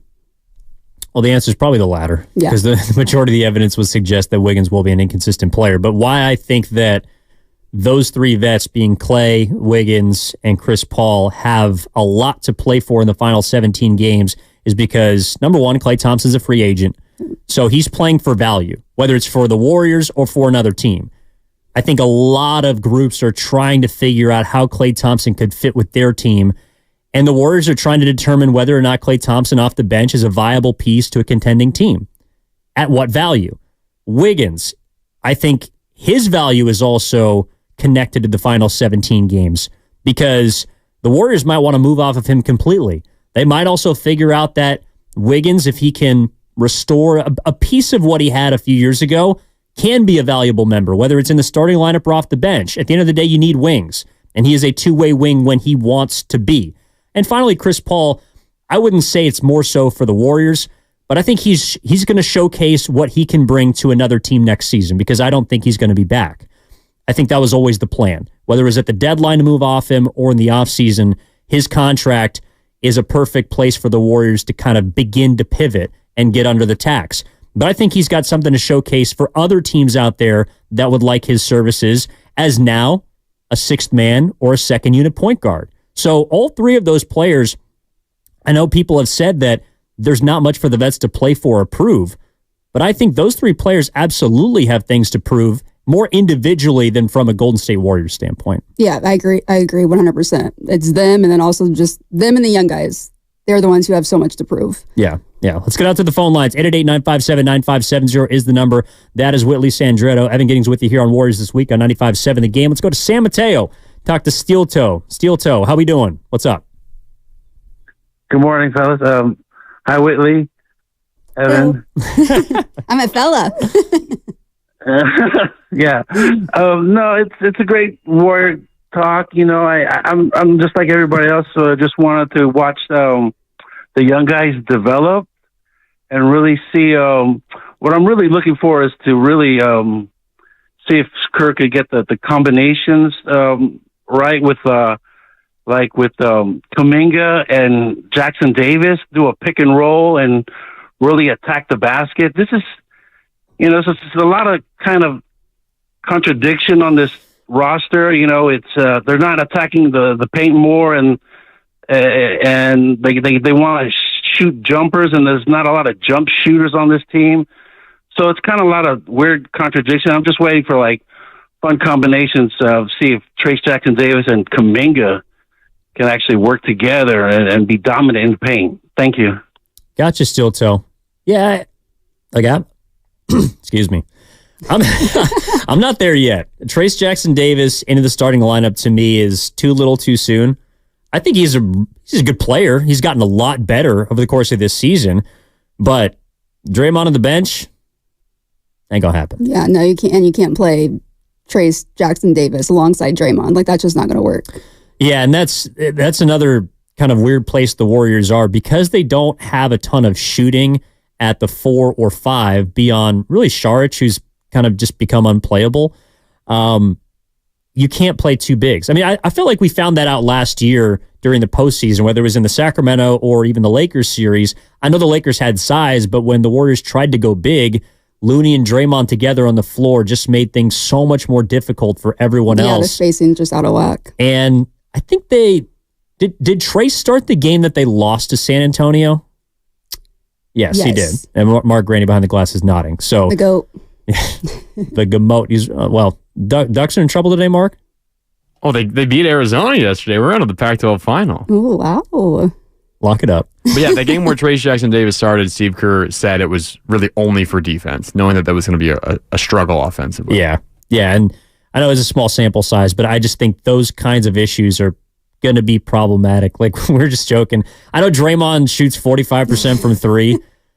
Every other team could care less. Whether he shoots 25 or 65%, he's taken 3 to 4 threes a game. And to the caller's point, he's right. And that's where I think Klay Thompson he still fits. They don't really have any shooting on this team outside of Curry, at least consistent volume shooting. And so unless this offseason you're going to go and find me 2 or 3 consistent three-point shooters, which are at a premium in this league in which shooting is valued, Klay kind of still plays an important role. And I think off the bench is more so where that place is. Yeah, I mean, just trying to think about who they could go get, I honestly don't know who they could get that would bring more, I guess, shooting than Klay. Because like you said, they need shooting. That's obvious. They need someone behind Steph who can shoot the ball. But I don't know who's even available or who will be available that they could get that maybe would make even more of an impact, I guess, than Klay. Yeah, I mean, these aren't going to be sexy names, but my hope would be Kentavious Caldwell-Pope prices himself out of Denver, doesn't opt in. I think he's got $15 million on a player option. That could be someone you could go out and acquire. And then it'd be some bench players. It'd be like Gary Trent from Toronto, who's a 40% three-point shooter. Doug McDermott's going to be a free agent. Those are shooters. Yeah. But how do they actually fit? Because I think one of the flaws of the roster, or at least from what we've seen, is that they have a lot of specialized players. There aren't a ton of guys, and I think this is maybe why people look at Wiggins as the key to all this, because he's one of the few guys that has the ability at full go to be a two-way player, to do multiple things. I don't know how many guys on this roster outside of Curry. I mean, even Draymond is more defensively geared than offensive, and always has been. But there aren't a ton of guys that do everything. And those players are hard to find, but like Gary Payton II's more of a defensive player. I think at this point, Kaminga is probably more of an offensive player. Trace Jackson Davis can help you on both sides, but he's not a starter. In their lineup, I think Podziemski is more offensively driven, but he's not really a scorer. So they don't have a ton of players right now that can do multiple things. And that's where Kerr's job, I think, has been really difficult this year of trying to mix and match his lineups and rotations when he's got his full complement of characters. Exactly, because I mean, it's how do you figure that out? And I mean, technically, like they've been saying all season, they have a deep roster, but players are very specialized to what they do. And there isn't, someone who's a really good two-way player who can do all these things. And that's, I think, why Steve struggled to figure out the rotations, and it's changed so much. Yeah. So 888-957-9570 is the number. That's Whitley Sandretto. Evan Giddings with you here on Warriors This Week on 95.7. The Game taking up until 12 o'clock as we do every single Saturday. Also the number for the Comcast Business text line from the 609. Road games against the Lakers are always home games like at Chase. Warriors fans take over their building. It will be a win tonight. Well, I hope the last part is correct, but I think that I don't know how you feel. Just like you've been to more road games than I have, Whit. Like how much does the environment change, or has it changed in recent years? Like I don't look at a ton of road games or buildings as being as feisty or like maybe TD Garden was probably TD Garden was insane. Like Boston, yeah. But that of course, that was the finals. Series. Yeah, that was. Yeah. But TD Garden, I haven't been there during a regular season game, but I've heard that it's crazy regardless. But something that shocked me. It sounded like they were up for the game that the Warriors got blown out in. Yeah, like they were up for that game. But if you're there pregame, you're there early when Steph's warming up. It's still incredible the amount of fans at TD Garden who are just there like oohing and awing over Steph Curry during his warm-ups. It's insane because like that's the place you go to and you don't think you're going to get that. But Steph just has this aura everywhere he goes. It's just these fans are obsessed with him. But TD Garden, that one was very, very hostile. Like that one was crazy. Even like leaving after the game, I was like, this is interesting. You have like Celtics fans just passed out on the street because like there, the tip-off is obviously so late. So I was getting out of TD Garden at like 2 a.m. and there's just like fans like passed out on the street. But yeah, no, TD Gardens, the energy there is insane. Yeah, and I don't know how many regular season games fans are as energetic, as hostile of an environment as it can be than it is in the postseason. But I think that's also where, again, the game it changes from regular to postseason. And the biggest problem that the Warriors have had since they've won the championship is that they have not been able to get through the regular season and position themselves in a spot that is advantageous for the playoffs. Last year, I think they got a great matchup against the Kings. Credit to them, they won that series. By the time they got to Los Angeles, who's also a relatively older group, they're younger this year, but was relatively old last year, they were kind of gassed. This season, if best case scenario, even if they win, they upset one of the top seeds and they get to a second round series, like I was telling you this before the show, the math of them winning 2 elimination games and then winning 4 of 7 essentially means you have to win the best of 11. Yeah. You have to win 6 games basically in 2 weeks just to get to the second round. And that is a daunting kind of road for me. It's going to be really hard. So again, even if they get through the first round, to be able to win a second round and then win it, like, I don't know. I don't want to get my hopes up because in addition to the team, according to someone like Steph, being relatively average throughout this season, the road that they'll have to try and traverse the rest of the way it's really hard to do. Yeah, and I mean, like I said, I don't think that they have high expectations on how far they're going to make it, regardless of what Steve Kerr says, saying they can make a deep playoff run. But I do think that if they could get into the first round, like we've been talking about, they do want to get that experience for the young guys. And I think maybe that's like their realistic goal is if they can get out of this play and make it to the first round just to get them the experience, even if they get swept in the first round. I'm going to say it, but... Or gentlemen's, how about gentlemen's? I would never, before last year, I'm always taking this core. I'm always taking the Warriors in a 7-game series. But then last year, I feel like that's where it's kind of like, open my eyes a little bit just to see it's like, oh, okay, well this, and I hate when people are always, obviously age is a big thing. Yeah. But like I've said, it's just 2 teams have just gotten better, especially in the West. So they're just only going to make it so far. Previously, I was always taking them in a 7-game series, but. They've gotten better and they've gotten younger. Yeah. The best teams in the league either have a perfect fusion of young and old, or not even old, but just players in their prime, like Denver. Jokic is one of their old. He's 29 years old. The Boston Celtics, who have been the best regular season team so far in the NBA, their 2 stars are 28 and 27, I think. It's about dudes, it's about players, but it's about guys that are in their prime and playing at the peak of their careers. The Warriors have players, I think, that have the ability to grow, and I'm very excited to see where they go. But maybe what we get into next is, how do those timelines match? Again, like the gap between Stephen Curry and Jonathan Kaminga in my mind, the two most important players moving forward is 15 years. That is a huge gap in age between a player that you hope can continue to play as a number one and a player that, 5 years from now, you hope could be a number one.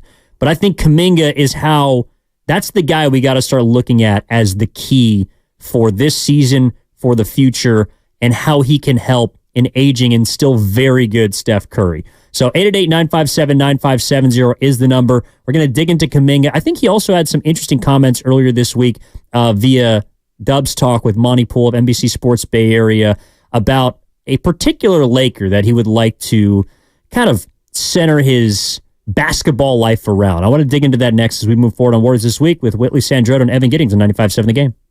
Hi, I'm Kamiko, the founder of Miko's Hot Chicken. When we started our family restaurant, we were also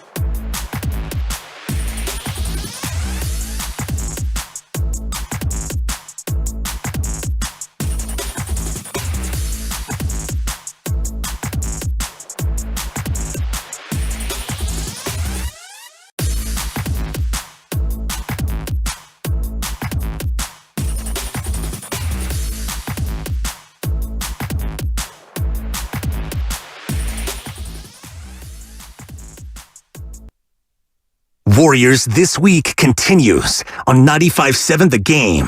All right, Whitley Sandretto alongside Evan Giddings with you here on Warriors This Week. Whit's got her Reese's cups. I got 9 cups of coffee. We are locked and loaded, ready to roll. Final half of the show here on a Saturday. It's been a lot of fun so far. What, you feeling comfortable? You sound like it. I am, yeah. I'm getting in the rhythm, the little groove, and I feel good. My Reese's energized me. My stomach's not growling as loud, so I'm good to go. Yeah, no, I see the people are feeling it on YouTube, powered by First NorCal Credit Union, the Comcast Business Text Line. All of our callers have been very complimentary. It has been a good show so far, and we got you up until 12 o'clock here.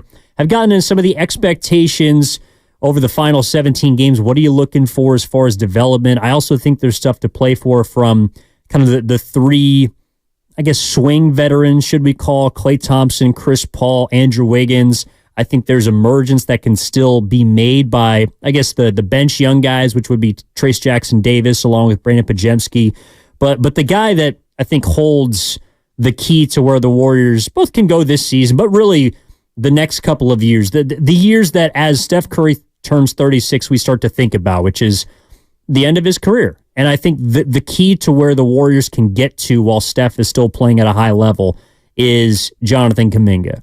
And it's interesting because when people hear key, they might think about Curry at the tail end of at the end of the Lakers series last year, pointing at Poole's locker, Jordan Poole, and saying he's the key. Well, he's no longer on the roster. They decided to move off of him. I think the key's got to be Kaminga. And whether he's good enough to be that key, to unlock this team, to make an astronomical leap, to put them and vault them back into contention, that remains to be seen. But when I heard him earlier this week with Monty Poole and Kareth Burke talking about how he wants to be a Warrior, he wants to be a lifer, I think from the place he was where his camp in December was saying, I don't have trust in Steve Kerr, I can't develop here, to where now he's scored double digits in 43 of his last 45 games. He's a consistent offensive force. He has, a few here and there, ups and downs, as any player does. But at least I feel like, Whit, I know what I'm getting from him offensively. And the fact that they don't really have a secondary scorer now that Klay's on the bench means he's even more important at age 21. Yeah, and I think he's 100% the key. Now, how quick he can get there to be the key during the Steph era and to get him another championship, that's a different question. But Kaminga, the way he's changed, like his tune since calling out Steve Kerr in, what was it, December? It was his camp, yeah. His camp. Yeah, not him. Well, and he also, I think he made some comments, I think, in the locker room to someone. But yeah, he wasn't happy. Yeah, he was wasn't. Frustrated. And people felt hit and miss with that, how he approached that. I liked it because I respected the confidence that took. When you look back at, say, like a player like James Wiseman, I've referred to this a couple times, but James Wiseman had zero confidence. When you see a player like Kaminga who has the talent, he has the confidence, you just know that he has the potential to be, I think, a star. Like he is the future of this franchise. Yeah. And I loved when he called it out, because also that him and Steve, they talked after that. They hashed it out. And then we saw how he was more, part of a, consistent rotation, and he got his minutes. Now, typically the Warriors, they like to keep in-house, have those discussions. But yeah, Kaminga in his camp, they kind of just went out with it. But I like that from the third-year player. No, I mean, look, you want a guy with confidence. And it's funny, too, because like the brashness from Kaminga and Pajemski is, I think some people might think it's I don't know, they're a little over their skis. Like, why is Pods calling out Wiggins on a fast break? Why is Pods in preseason telling Draymond he can't turn over game ball? Why is Kaminga saying he's unguardable? Like, all these things, but I mean, I don't know what you want them to do. You have to have that. You need that. You have to have it to make it in this league. You have to have that irrational confidence. Even, Klay, with his shooting in the past, before injuries, he's always been notorious about getting off to a very, very slow start. Where there's one thing he was always going to do, he was going to continue to shoot. And it's because he has that irrational confidence that it's eventually going to go in. This Klay that we see now post-injuries, it's, a little bit different version of Klay. But if you're going to make it in this league, you have to have that irrational confidence that, some players who don't have it, they're not going to make it. Well, and someone like Draymond Green has always had irrational confidence, and that pissed a lot of people off when he came in the league. Now, he was in a much different place and the team was successful immediately. But I like multiple players having a headstrong attitude in regards to how good they can be, how good the team can be. And I think that also builds chemistry because you need a couple of guys. Like, I think most NBA folks associated with the Warriors as they were coming up as like the nice guys. And you look at Steph, you look at Clay, they're son of NBA players. You know, they're shooters, they're more finesse. But both of those guys at their core are killers. Maybe they're not as expressive about it, but they are competitive, they are fiery, and you see it from time to time when both of them get demonstrative. But they always had someone like Draymond Green to be the voice, you know, or the representative of the dog that both of them had from a very early age, and really have had their entire lives, I imagine. Not to say Kaminga and Podziemski are just all of a sudden going to be the Splash Brothers, and they're going to be the next wave of this, but that's a trait you need. Like, that's a necessary trait. And so I love Podziemski screaming at Wiggins. Oh, I love that. Give up the rock or finish strong, but you can't get fouled and then split free throws. Like, that's the kind of accountability also you want to see from players that you're hoping can be future leaders of your team. Yep. Pod's confidence, he's had that since day one. Do you remember when Steiny and Guru did the show at Chase Center at the end of the season? I was there. And he walked in. Yeah, he's had that confidence since day one, and I absolutely love it. Yeah, this was my first drop of the day. Here's another one. So before the interview actually started, Pod sits down, and we're kind of talking to him, just like, hey, it's like to be in Golden State, just kind of trying to make small talk, because like you try and warm up the guest, especially if you have a commercial break, because you also don't want them to just sit there and be like, all right, when are we going to start talking? I got to get the hell out of here, which is kind of the body language that we got from him. But, Goo and his son, Lil Daryl, they knew Podziemski through Santa Clara, because Lil Daryl was the manager for Santa Clara, knew Pods. And so he was like, well, he's kind of this guy. He's a little reserved, but he's good people, basically. So we're talking to him like, hey, where are you from? And he says something about going to like military school. Like, that's kind of his upbringing. And so Steiny hits him with something like, I bet they wouldn't let you wear that hair in military school, huh? And Podziemski like kind of cracks a smile, but doesn't really give him much. And in my mind, I'm like, this kid is so locked in. I feel like that might be off-putting to some. You think he's being an ass, or you think that he's being, cocky, but it's just an internal confidence that it's natural. Mm-hmm. And you need that to be successful. Yeah, he is very locked in. That's how he always is. And then the interview was absolutely fantastic. He gets on there and he just talks. He's great. But before, he's always locked in. Always. Yeah, Kaminga has it, although it's like we see Kaminga smile more than Podziemski, I think. On the court. Yeah, definitely. Like Kaminga, and I think this year he's also played with more joy, just because from a basketball perspective, the game looks like it's slowing down for him. He's not there yet completely. Like, I feel confident that he can kind of stumble into 15, 20 points. Like, if he has a bad night, he's still going to get there just off his athleticism. I think he has made a more determined effort to drive as opposed to settle for three-pointers. The total attempts from threes are down. And part of it is also because he hasn't developed that shot yet. Mm-hmm. That might be the next part of his game. But, for me, where I would like to see tonight, but also the last 17 games, is Kaminga, as well as Podziemski, take on the role of playmaking more. And Podziemski, I think, outside of Curry, maybe Draymond, but he's probably their second or third best playmaker on the team. Yeah. And I don't know if that's a good thing necessarily, but it means he's got to be that guy. Yeah, and I mean, I think that's initially why he first started getting minutes, because they needed him out there, to do that. Yeah. And then Kaminga is someone who I think has the ability to create for others, but is still in that kind of silo mode of, I can go and get mine whenever I want. And we've seen on occasion, like the assists are ticking up, the rebounds are ticking up, but what I look for in a box score when I watch Kaminga each night, in addition to obviously watching him play, is just how are the other statistics in addition to scoring? What is he doing outside of scoring? Is he getting steals? Could he grab a block? offensive rebounds, those numbers that are also the same numbers, quite frankly, that I look at when I watch Andrew Wiggins play. His free throw shooting's all been better as of late too, I believe. Yeah. And that's important because he can get to the line very consistently. But before, he was not hitting his free throws very consistently. So if he can do that, that would be fantastic for Kaminga. Yeah. And yeah, I think since the new year, he's been shooting 80% from the floor, but it's been up as of late, when 9 of 10 his last game.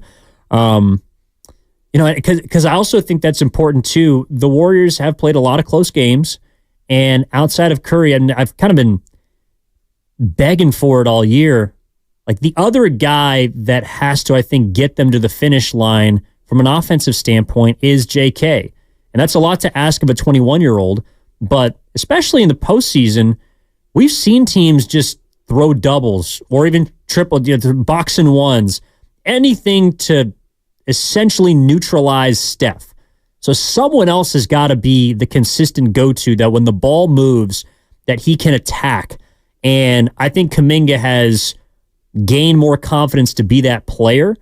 The next step, I guess, is kind of maybe operating with also a mindset of, even though Curry's on the floor, I can still be a number one potential. I don't have to, placate to him all the time. And a night like tonight against the Lakers, where they have a good interior defender in Davis, I'm curious to see if when Steph comes back, and I don't think he'll be on a minutes restriction, but he might not be at the top of his game immediately. How's Kaminga going to play? I think that's something all season long that they've been putting into Kaminga's head too. Like, don't hesitate. Even if Steph's out there, no one can guard you. We've heard Draymond talk about this, and Draymond has been staying on Kaminga. That's another thing this season that's been very pleasant to see. Kaminga and Draymond have really bonded, and they've really started developing a relationship, whereas, last year and stuff, that was kind of a topic of conversation, like, oh, is Draymond not bonding with the young guys? Kaminga and Draymond have really bonded, and even Kaminga with CP3, they've developed a good relationship, which I think has really helped Kaminga be confident in who he is.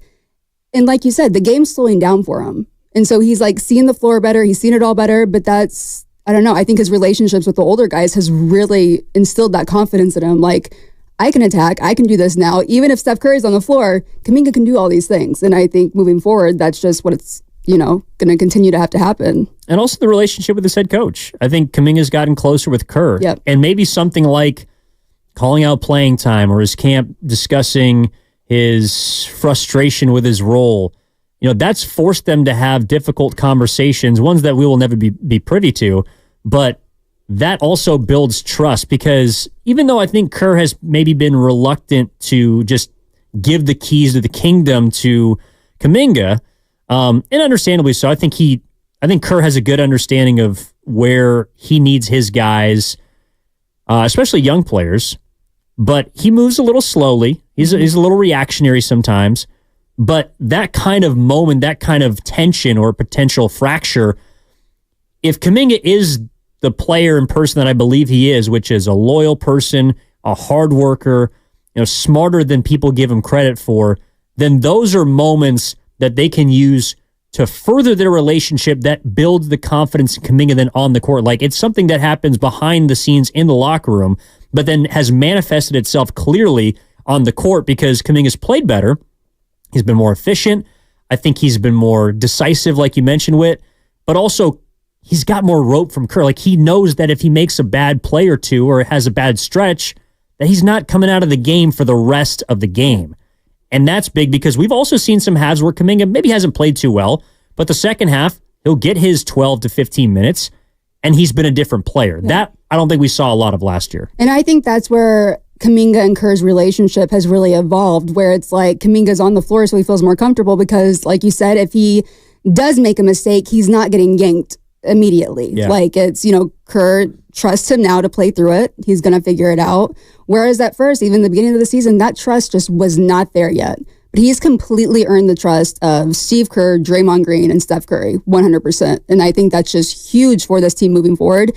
If that would have happened maybe a little bit earlier, would we have seen a little bit more from Kaminga? Maybe. But I think now that has happened, that's where we've just seen Kaminga's growth go from here to here, 10 times more. I think the Warriors also needing to lean more into kind of a smaller 4 or smaller 5. honestly. I mean, Draymond playing the 5 allows Kaminga to slide into the power forward position. That keeps him with Wiggins together. And I think that's always been the lineup to me. Those 3 in the front court have given them the potential for their highest ceiling, or whatever that is. And it's probably going to end up, it's going to be a 9 or a 10 seed, most likely. But in the future, can Kaminga, I don't know, can he slide to the 3? Is he going to remain at the 4? Do they add more size behind him? How much better can he get defensively as a rim protector, as a rebounder, needing to do things that a guy who's going to have to play a little bit up. And that's where I think someone like Draymond Green is beneficial, because like Draymond's more of a dog than Kaminga, and I think always has.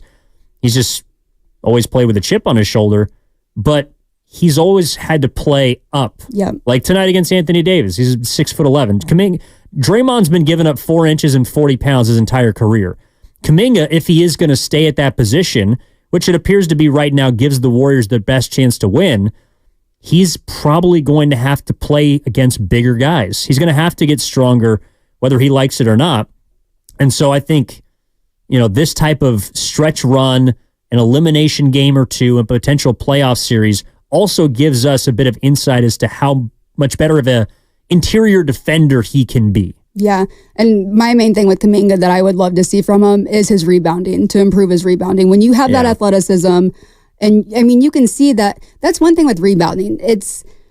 I don't know if it's so much just about like reading the ball, because like he has it, he could do it, but why doesn't he do more of it? And that's rebounding. I think for him to continue to take his game to the next level, he has to rebound the ball more. Yeah, he's got to rebound more. I think he's got to move the ball more. Yeah. Because the one thing that frustrates me watching Wiggins a lot, for example, is the ball just kind of stops. Yeah. It just kind of bogs down. It just sticks. It doesn't move. And I think Kaminga has more of a mindset to get others involved. And that's really, I think, where if the game does slow down, his decision-making can take leaps, can take bounds, because he's only 21. He knows or feels like he can score on anyone. I don't know if he always can, but he feels like he can. Mm-hmm. Okay, so how do we, like Curry has mastered the aggression versus the facilitator. Like he plays the 1, he plays off ball. When is he a scorer? When does he need to play point guard? Kaminga is never going to be a point necessarily, but a point forward has always been something that's been key for the Warriors. Draymond Green and his assist numbers have typically been number 1 or number 2 on any great Warriors team. He doesn't play point guard. He doesn't play 1, but he has the ball in his hands.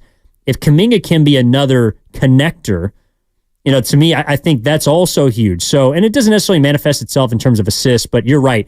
The rebounding and then the passing to me is still where there's a lot of room for growth. And I think that takes his game to the next level. 100%. So I think also at the end of the day, everything does revolve around Steph. And as we kind of, move forward into our next hour, the one thing I do want to kind of set up with here is, we're watching tonight, 5:30 tip, Lakers, Warriors, Crypto.com Arena, 95.7 The Game. Warriors Live will be an hour before at 4:30. We're watching one of the final clash of 2 Titans. I think every NBA, every fan of the NBA or anyone who's got money invested in this league wants to see either LeBron James or Stephen Curry in the postseason, not just the play-in tournament. This is a probable 9-10 matchup tonight. So one of these 2 teams will likely get bounced. How many more of these Steph versus LeBron games do we have? And what's left for Steph? You brought it up earlier, Whit. I thought it was a good question. Like, what does Curry have to play for the rest of the year? I mean, in totality, you look at his career, not much. Like, he's got everything settled. He's got a 4th kid on the way. He's got 4 championships. He's got MVPs. I guess he's got a chance to win a gold this summer in Paris. But what is left for Steph to play for? I think a night like tonight is kind of where we can get into that individual competitor. Yeah. Like Curry loves playing LeBron and vice versa. He loves to beat LeBron James. And it's fun to watch. It is. Isn't that when he ripped the jersey, wasn't that after the game? He had 46? The double OT loss? Yeah. Brutal. That was tough. Oof. That was a great game. It was so much fun. These Warriors-Lakers games are fun, even if they've resulted in some L's. Yeah, especially in Los Angeles. Again, they haven't beaten them in LA since October 19th of 2021. That you hope can change tonight. Because also if it doesn't, you're going to be 9 or 10 regardless. But if you lose tonight, in all probability, you're going to have to go back to LA. Just because, you got, I think if they got one more game left in April against LA, but once you look at the tiebreakers, and this is why, again, the defeat to Dallas was tough, is because even if you win the head-to-head, the Warriors' conference record, which would be the secondary tiebreaker to a team outside of the division, is not where they need to be. Mm-hmm. And against the Lakers and then even the Kings, if they could fall, or the Suns, for that matter, if they fell off a cliff, they don't have the division record necessary to lock in that extra tiebreaker. So, tonight, to me, is about the Steph and LeBron spectacle, and then the rest of the season is about how they can get their younger players to where they need to be. Yeah, I mean, you were talking about earlier how you want either LeBron or Steph in the playoffs. Like, you do. Yeah, I do. They're the ones. Yeah, I 100% do. Like, they're the ones that people want to watch. It's going to be interesting to see how this all plays out. 888-957-9570 is the number. That's Whitley Sandretto. Evan Giddings with you here on 95.7 The Game. Warriors this week. Are we watching one of the final clash of Titans in Los Angeles? I think Steph versus LeBron is still the marquee matchup in the NBA, and we're going to get a taste of it. Like, if you watch the, NBA Countdown on ESPN, it's going to be all about these two guys. Yeah. I mean, they have pushed the Warriors and Lakers narrative, and in many ways have kind of been in the same place of like, well, they're a dangerous team. Well, they can make a run. And at the end of the day, you look up and both of them are 3 or 4 or 5 games above 500, and they kind of have it one night and they don't have it another. Like LeBron in Sacramento a few nights ago was terrible. Mm-hmm. Do I think he's going to be terrible tonight? No, because this is a game that he typically plays up for. Yep. Curry's going to be back tonight in all probability, which likely means Draymond will be back. The Warriors at full strength, I think, like the last week has been sobering, but it's also a reminder that the guys, the older players to me on the bench, like I looked at Dallas, and that was a game to me that was important for the Clays, the CP3s, and the Wiggins to go get. Like, you still need your vets to win those games without a guy like Curry or Dre, and they couldn't do it. But how do they look in their relegated roles, in their normal roles? Yeah. Did you think, though, that they really were going to go in there and get that win without Steph? Did you really think that those guys that you just mentioned, after the season, how it's gone, would step up to the plate and get the win in Dallas? I wasn't optimistic about it. But again, that's where I was wondering if, particularly Clay and Wiggins, I mean, Chris Paul's, like he's a little older, but how can those guys carry you on a night where you need it? Not anymore. No. And that's a tough place to be, especially someone like Clay, who's got firecracker ability still off the bench, but also Wiggins. And it's why I know Wiggins ended up with 18 and 5 or something. A lot of it was in garbage time when the game was over. And that's why I don't have hope. And it kind of goes back to our first hour conversation that Wiggins is all of a sudden going to become unlocked. Like people have used the word key in reference to Wiggins a lot for the Warriors ceiling. I don't look at him like that anymore. Yeah. Whatever you get from him on a given night is gravy. I think what you get from Clay off the bench is gravy because you can't depend on those guys anymore. And as much as I love them, they contributed heavily to a championship 2 years ago. To put it the way that one of our texters on the Comcast Business Text Line, or maybe it was on YouTube, 2 years ago was a lifetime ago. It feels like a decade ago. For this team. I mean, you and I were covering this group, and it does not feel like the same group. So what is the expectation for the final 17 games? What's your expectation for tonight? 888-957-9570 is the number. And also something, too, on the other side. What's left for Steph to play for? What's left for Steph to get in his career? And how do the Warriors figure out where he is at in reference to where they are at as a franchise? That's Whitley Sandretto. Evan Giddings with you. We're back after this on Warriors This Week on 95.7 The Game. Are you curious about who offers the best deals?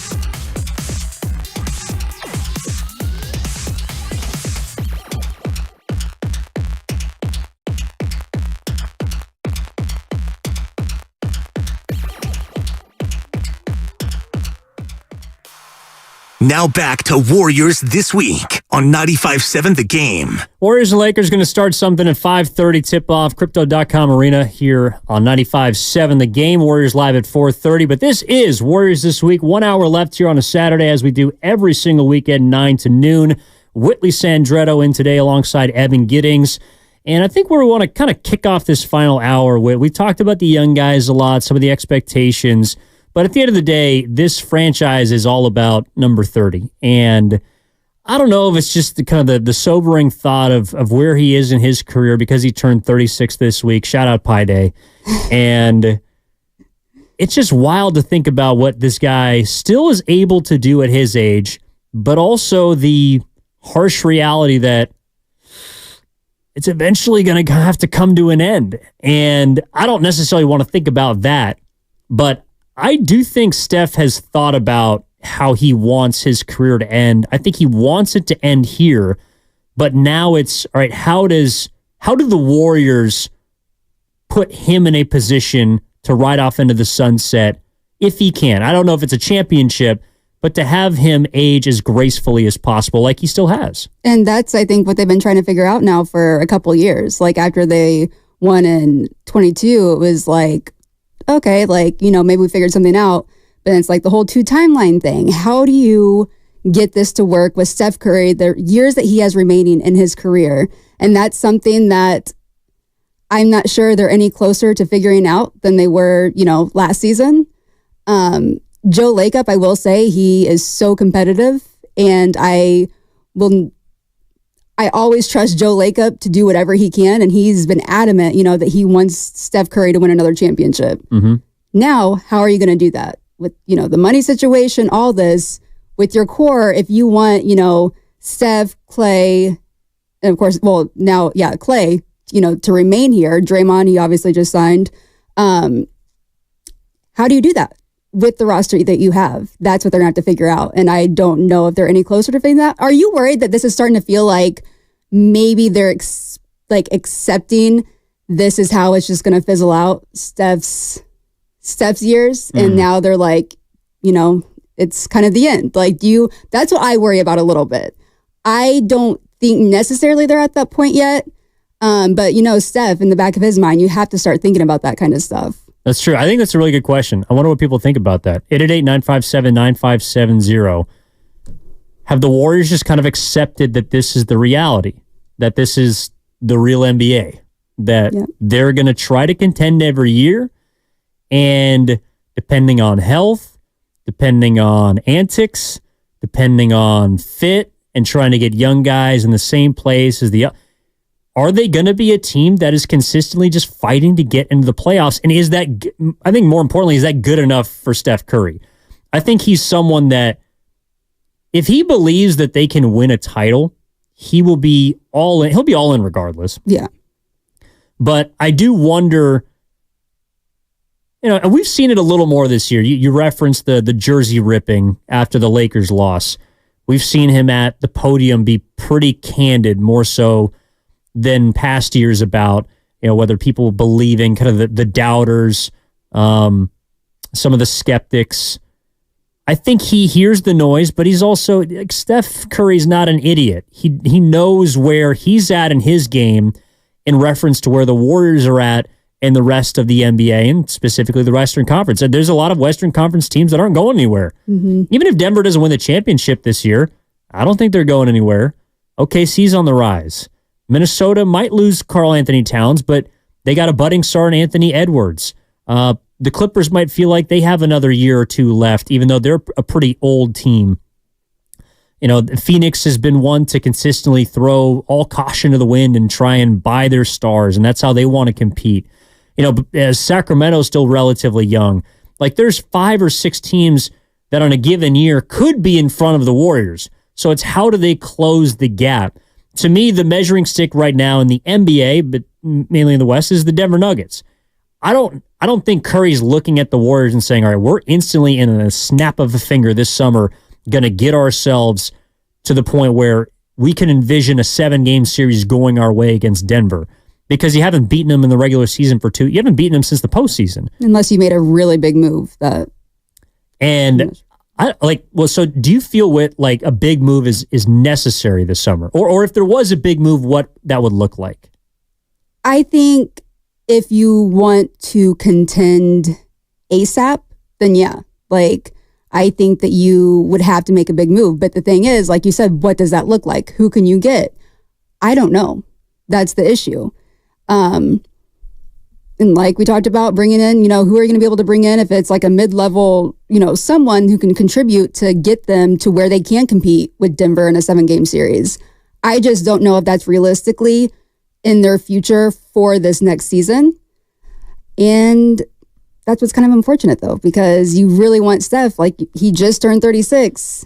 Time's a ticking. Like, you're going to have to do something, but I just don't know what they can do. Yeah, I mean, even if he is Tom Brady or LeBron, he's still playing well at age 40. Like, something I always felt flew under the radar about to take the team they're playing tonight, like the Lakers' last championship, bubble championship, whatever you want to call it. I don't think LeBron was the best player in that final series. Mm-hmm. I thought it was Anthony Davis. Either way you slice it, he had a running mate. Curry right now does not have a running mate. And in 2022, for a series or two, it was Andrew Wiggins. I thought in the first round series against Denver, it was Poole. Klay Thompson played the most playoff minutes in that postseason run. Mm-hmm. Like, they were able to kind of puzzle piece it together with players either entering their prime or exiting their prime, and that was a needle that they threaded beautifully and perhaps unexpectedly. It's becoming increasingly more difficult to do that. And that's why I think if we're looking at this summer, if there's a big move out there, my concern is that it's going to cost you your future. Oh, it's going to cost you probably Kaminga. It would have to, they would have to include Kaminga. You'd have to include Kaminga, and you probably have to include picks. Mm. And one of the tougher parts to reconcile with this season about for me is that you don't have a first-round pick. So no matter how you finish, low or high, wherever, you can't immediately get better. And we saw the immediate benefit of a first-round pick this year. Podziemski wasn't expected to be a guy, but he was. And he's a hit. Yep. Trace Jackson-Davis so far has been a hit in the second round. You don't always hit on those guys, but the more first-round picks you get, the bigger chance you have. And they're not going to be able to add through the draft as they might be able to in the future. And that's why I would not want to see them mortgage their first-round selections. I would not want to see them mortgage Kaminga. And that makes it difficult to bring a big boy in. So, right now they're stuck between a rock and a hard place. And that rock, unfortunately, is the reality of their aging core, and the hard place is not giving up on the future. Yeah. So you're right. It's funny. Like, we thought we kind of did away with the two timelines, but not really. But in a way, they're more prevalent than ever. And you think, because they want to stay relevant, I think that was their main thing when they were trying to transition from, Steph Curry, his era, to the new generation, the new era of the Warriors, mm-hmm. but they want to stay relevant. They just don't want to completely fall off. Like, when you think about, look at OKC now, though. Look what they put together. But for how many years were they just kind of non-existent? But they were building up, picks, mm-hmm. all their draft capital that they had. Like, you see that, and you see the team that they're building into now. When do you kind of just be like, okay, you know what? We can't just stay, in the mix, average, and actually build a solid future. When do we have to kind of, go all in one way or the other? Yeah, I mean, they haven't been forced to choose yet, but they'll probably have to. It's probably going to happen. It's coming. It is. And I think it's been expedited by the fact that the veterans outside of Curry and maybe Draymond have taken significant steps back. I mean, that's why I felt like the young guys, they've been necessary to the success of this season. I don't know about the future, but they've been necessary to the success of this season, or, well, I don't know if you want to call it successful yet, but they've been necessary to get to this point in the year because we didn't foresee such a steep decline from the Clays, the Wiggins, and even someone like Kevon Looney. Those have been dynastic pieces that have not helped you as much as you expected, or certainly as much as Steve Kerr expected. And that has been evident by the fact that at the beginning of the year, we were optimistic about the top six, and now it's like the top six is turned on its head. Yeah, but for anyone to expect Klay to come back and be, the player he was before or near that, I think is so unfair to him, because he had two of the most, catastrophic, worst injuries you can have back to back. And I think what he was able to, come back and do last year, just we saw flashes of a two-way player that he could be. But I think it's so unfair for people like, oh yeah, Klay Thompson's going to come back and he's going to be the same Klay. Like that was never a realistic expectation to have. And so I think, and I'm not so sure the Warriors thought that. I think some fans and everyone, they're like, oh, once Klay Thompson's back, it's just going to go back to like the old days. That's not fair to him because what he's actually been able to do and come back. And once again, I'm so superstitious. I don't want to say it, but stay fairly healthy, knock on wood. I think it's been great. He looks like he's in great shape, but you just can't expect him to be the same Klay that he was before those injuries. No, my biggest concern is that there's been a fall off from even last year to this year. And he led the league in threes last season. That's nothing to scoff at. But last season, he had a 54-point game without Curry. Last year, he had multiple 40-point games. This year, his season high is somewhere in the low to mid 30s. He just isn't as explosive offensively as he was even a year ago. And so to me, the fact that he's been able to go to the bench, I commend him for that. That's not easy to do as a 4-time champion. And to find yourself in a position where you're trying to figure out how you fit in as opposed to the team fitting to you is a harsh reality for any future Hall of Famer to have to maneuver with. But there's a logical breaking point at the end of the season. And I think that the last 17 games, how he plays as the 6th or 7th man, whatever you want to call it, how he plays in that role is going to determine his value in future in Golden State. I hope that there's a way that they can come to terms and figure out a number that works for both sides, because I also don't think there's just a lot of shooting on this team. And whether Klay is shooting 38% or 41%, they need someone to space the floor so that someone like Kaminga can attack the 10, so that you can have players that aren't getting doubled as easier. He provides spacing in a way that I don't think is necessarily quantifiable. But then again, if you can go and find if someone like, if you have guys on your team that can get better at, improve the 3-point shot, that might be an area to look at as well. 888-957-9570 is the number. Whitley Sandretto, Evan Giddings with you on Warriors this week. Let's get out to Philmo Mike. Wants to welcome Whit to the program. What's up, Philmo? How we doing, my man? Oh, what's up with it, man? How you doing, Whitney? Happy Women's History Month. Oh, thank you.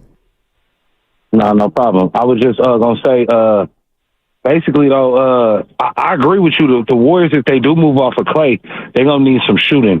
So in the draft, they can't give them no picks. I wouldn't give them no picks because you never know who they could snap in the draft. Now, for the rest of the season, unfortunately, it's not how everybody thought it was going to work out. So I don't know what they're going to do, but I definitely want to play. I want to play the young guys and see what they got to offer, as long as they can stay in the same position or even move up. But ultimately, I agree. What you get from Wiggins is just, icing on a cake. There's nothing to be expected if he wake up out of his coma. You know what I'm saying? I don't want to disregard what he's going through, but he's been in a fog all season. So, yeah. Thanks, Philmo. Yeah, I mean, he's kind of been in a fog. Unfortunately, it feels like the last year and a half, really. Yeah. And as much as I would love to believe that the two-way Wiggs is going to be there, I don't even know if he's going to be there for a postseason series. Nevertheless, for 82 games, and that was something that stood out to me. Like, if you look at Andrew Wiggins' career, now he's been up and down. I know some people might feel like as a number 1 overall pick, he's been underwhelming and hasn't reached his potential. I don't know how you feel about that, but it's, to me, the one thing you could always depend on was his availability. Yep. If you look at his career in Minnesota, his first, 5 seasons, he missed a few games. Like, whether you knew which Wiggins was going to be out there or not, you knew he was going to be out there. Yep. That's the thing that's changed to me the most the last year and a half or year plus, is that I'm not sure, number one, the level of productivity I'm going to get from Wiggins, and two, if he's going to take an extended absence because he's got stuff that he's dealing with. And that's his prerogative. That's his life, and we got to respect that. But at the end of the day, combined with the inconsistency on the floor, he's been more of a burden than an asset, in my mind. Yeah, I mean, I would agree with that to a certain extent. Like I said, I do feel bad for him just because him dealing with a lot off the court, and I know that can take a toll on someone. But what he's done since 2022 is not going to help them now, and it's not going to help them, it's looking like, in the future. And so there's a point where I do think that you're going to have to make the decision, and you are going to have to move off Wiggins. And Steve Kerr, everyone in the locker room, though, they love Andrew Wiggins. He just is one of the nicest, human beings. He just is a great vibe around the team, but they want to win games. And I don't think right now you can consistently count on Andrew Wiggins to be out there every night. And that's one thing, like you bringing up him, he was always reliable. He was always out there, kind of like Clay before injuries. Yeah. Out there every single night. You could always count on him. And that's what Andrew Wiggins was until pretty much last season. Yeah. Just looking up and down, like even when he got to Golden State, his first 2 full seasons, he played 71 and 73 games. That's necessary. Yeah. Like that. And as the rest of the core gets older, that to me is why they signed him to the contract they did. That's why they gave him 4 years, is because they expected him in his mid to now late 20s to pick up some of the slack of Clay getting older, Draymond getting older, Steph getting older. And instead, we have seen, and this is a little glaring, we've seen Wiggins' minutes go down. Mm-hmm. He's gotten 33 when he first got here, or 33 and a half when he first got here, then 33, then 32 last year across 37 games, and this year he's playing 27 minutes a night. That is not the direction you want to see someone who is supposed to be a focal point of your team. That's not the direction you want to see them going. And I'm glad that it's also allowed, Kaminga and perhaps in various spots, Pajemski to get more time, Moses Moody to get more time. Yeah. But that's part of it too, is I think if we are going to see what the Warriors have in their young players, they have a few stopgaps. And Wiggins is still one of those players. Like if you're a big Moses Moody fan, I know a lot of people have been pointing the finger at Pajemski that he's getting too much time and how come he gets rope. They're like, the stopgap for Moody is Wiggins. Like they are redundant, in the words of Steve Kerr, in my mind. So in order to figure out what you got in Moody, I think Wiggins is someone that's in his way. And, for this season, like you want him out there and they're playing good basketball with him, and Kaminga were able to figure out how to fit, and Draymond could glue him and all the rest. But even if Wiggins plays well, unless the Warriors, in my mind, get to a second round series and even further, like I just think there's got to be some shakeup with this team, because I don't also believe that Joe Lacob is okay with either staying in the same place or, God forbid, taking a step back. Oh, he's definitely not. You've been around Joe Lacob. You know how competitive he is. One of my favorite things to do actually during the game is just watch Lacob. And just during some of these games, he just looks miserable. But then when they win, he's happy. But there has to be a shakeup. Like, there's no question at this point. There has to be something that changes. And going back to what Steph said before the trade deadline, insanity. It's like the definition. What is it? Doing the same thing but expecting different results. Yeah. Even when you have your superstars, Stephen Curry, saying stuff like that, that is clearly like, okay, obviously the trade deadline, nothing happened, which we didn't really expect. But in the future and stuff, like, something has to happen if they want to contend within the near future. They have to do something. I'm with you. Whitley Sandretto with us here on Warriors This Week. Evan Giddings, 95.7 The Game. Rich is in Daly City. 888-957-9570, by the way, is the phone number. Rich, what's happening, my man? How are you? Hey, good afternoon. How's it going? Awesome. I'm doing well. Yeah, I think the issue was really where the whole 2-track thing, really what this year has revealed, it really should have just been one, where you're blending old and young, as opposed to saying we're going all old or we're going all young, and we don't have time to do the young. I think, with the salary repeater tax, what it is, unfortunately, I think this year is going to be the last year you can do that, because you have the apron next year, and you're going to have to decide and dump, because our top 4 guys are making like 80% of the salaries, and you can't keep doing that and still expect developing and being competitive. I mean, can you imagine if we kept Jordan Poole and we kept Wiseman and kept existing people, we'd be 10 deep already at least with the next crop of Warriors ready to go next year. We're going to have to pay them soon, so I don't know. I mean, is it this year or bust, or what do you guys think? I certainly hope it's not this year or bust, because I don't think it's happening this year. No, it's definitely not happening this year. Thanks for the call, Rich. Again, 888-957-9570 is the number. This is from Francis Clome on the YouTube chat, powered by First NorCal Credit Union. I, for one, ain't feeling salty whatsoever, but unless Steph says otherwise, I need a chip. I think and look, I want the Warriors to win as bad as anyone.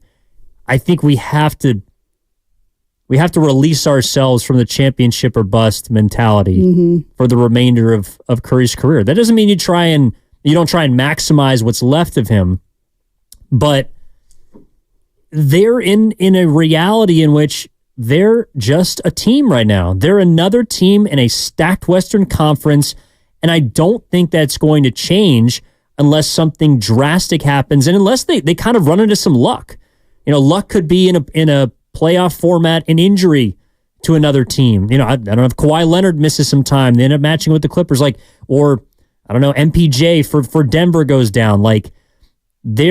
Every championship team catches breaks, but now more than ever, the Warriors need breaks, I think, to make a deep run and to really put themselves in a position where, maybe it's this summer where there's a superstar that's unhappy and there's someone that they can go out and fetch. And that might be someone that you're willing to give up a few pieces of your future for. I don't know if it could be Giannis. I was going to say, cue the Giannis rumors. could be Embiid. I don't know. I mean, it might be it's going to be something like that. There's no logical move right now if you just look at who's a free agent and who's going to be available and who the Warriors are able to bring in under the financial constraints they're currently presented with.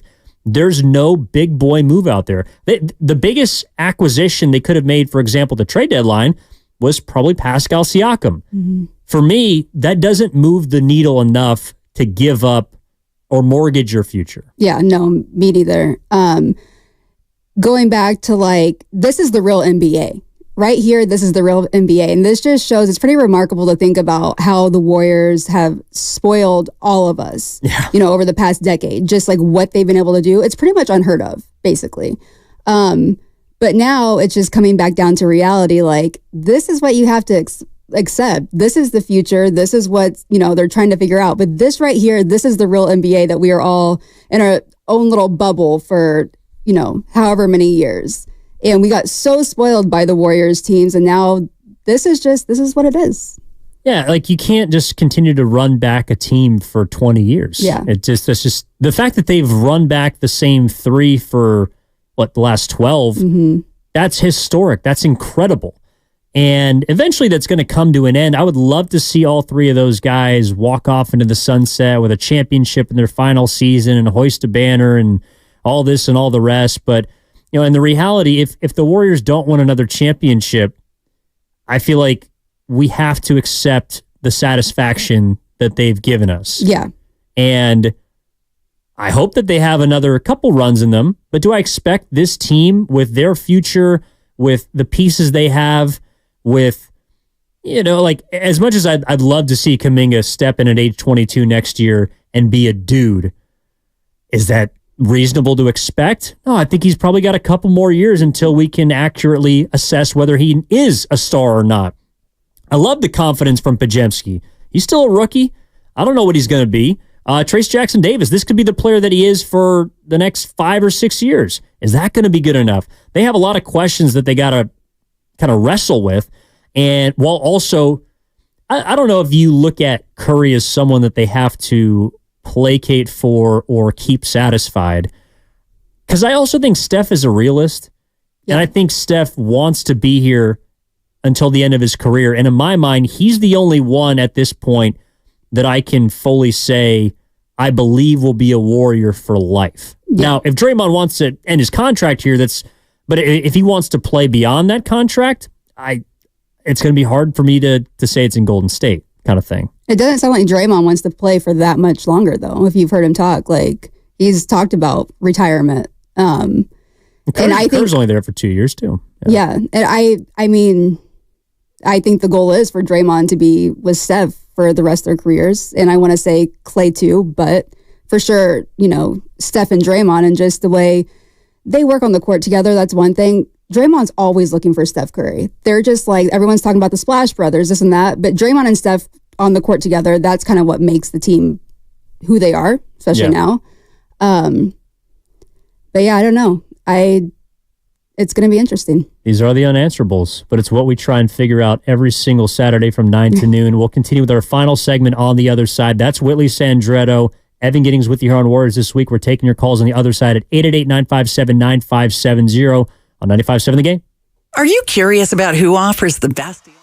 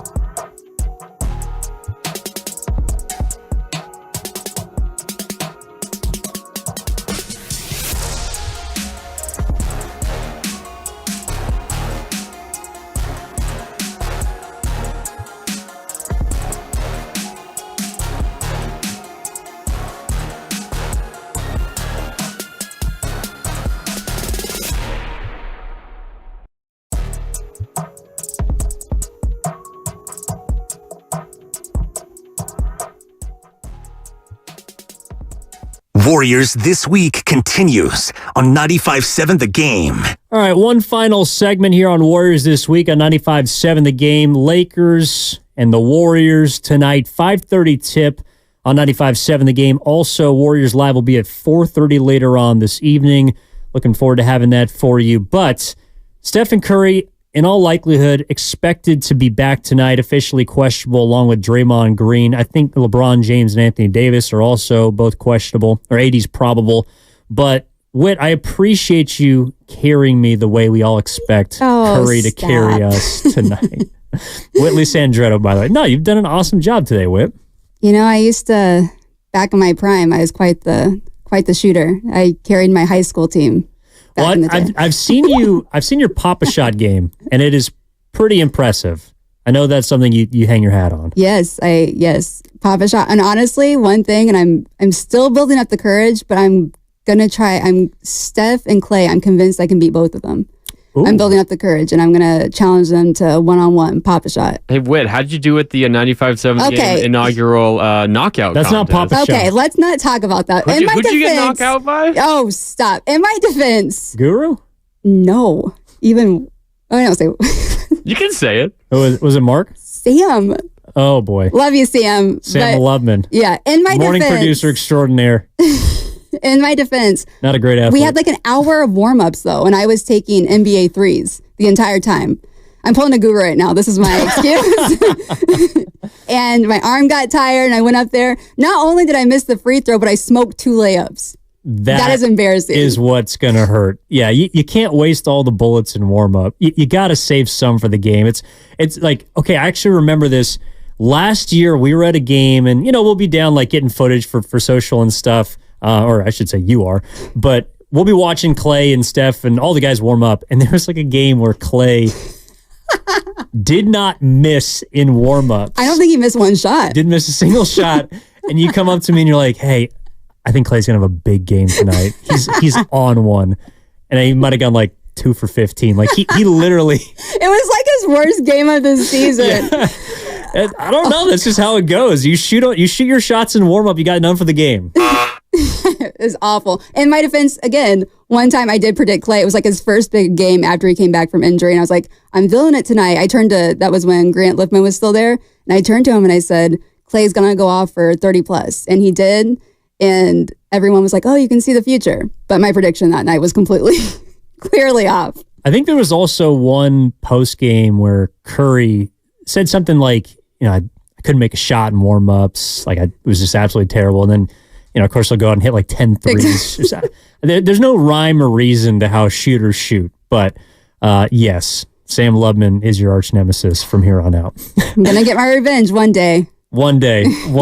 Hopefully the Warriors can get the revenge on the Lakers in Los Angeles tonight because they have not won there since October 19th, 2021. Looking for their first victory in damn near over 3 years at the Crypt.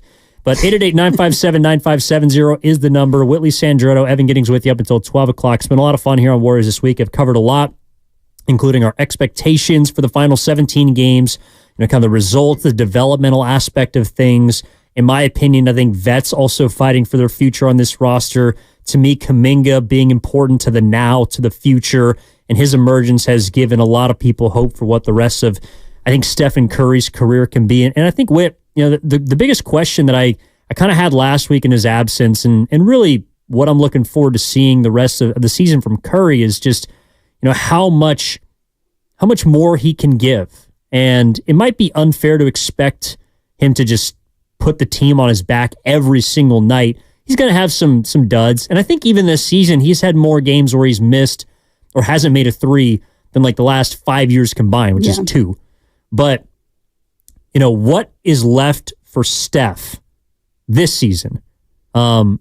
Because when he's on, the Warriors are on.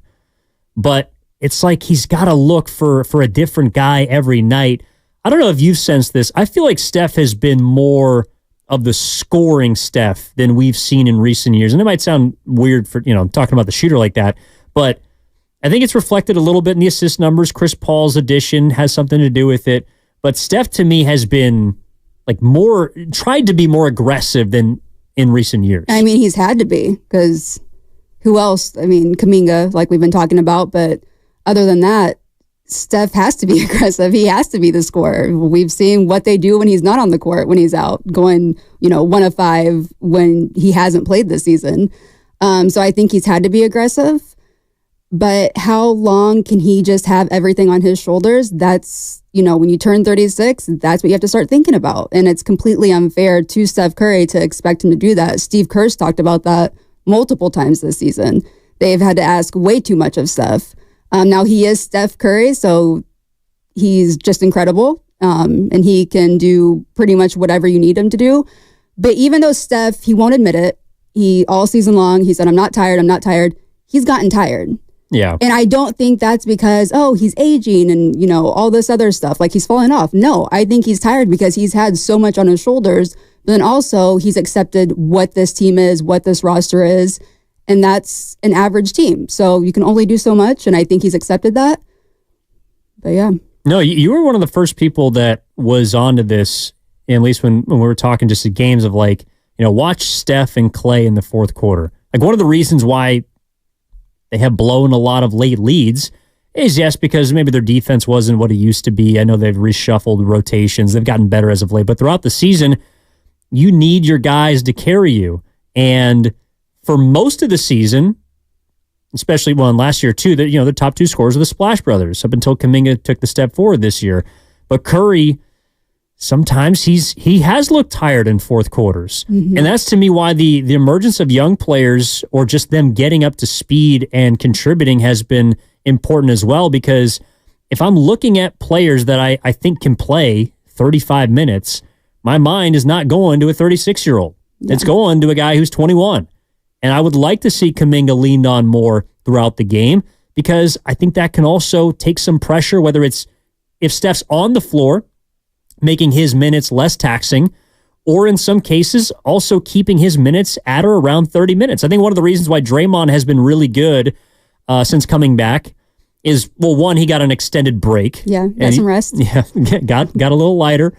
But also, they've kept his minutes at around 27. I mean, Draymond's not playing heavy minutes as much, especially at the 5. So I think that's been able to keep him efficient.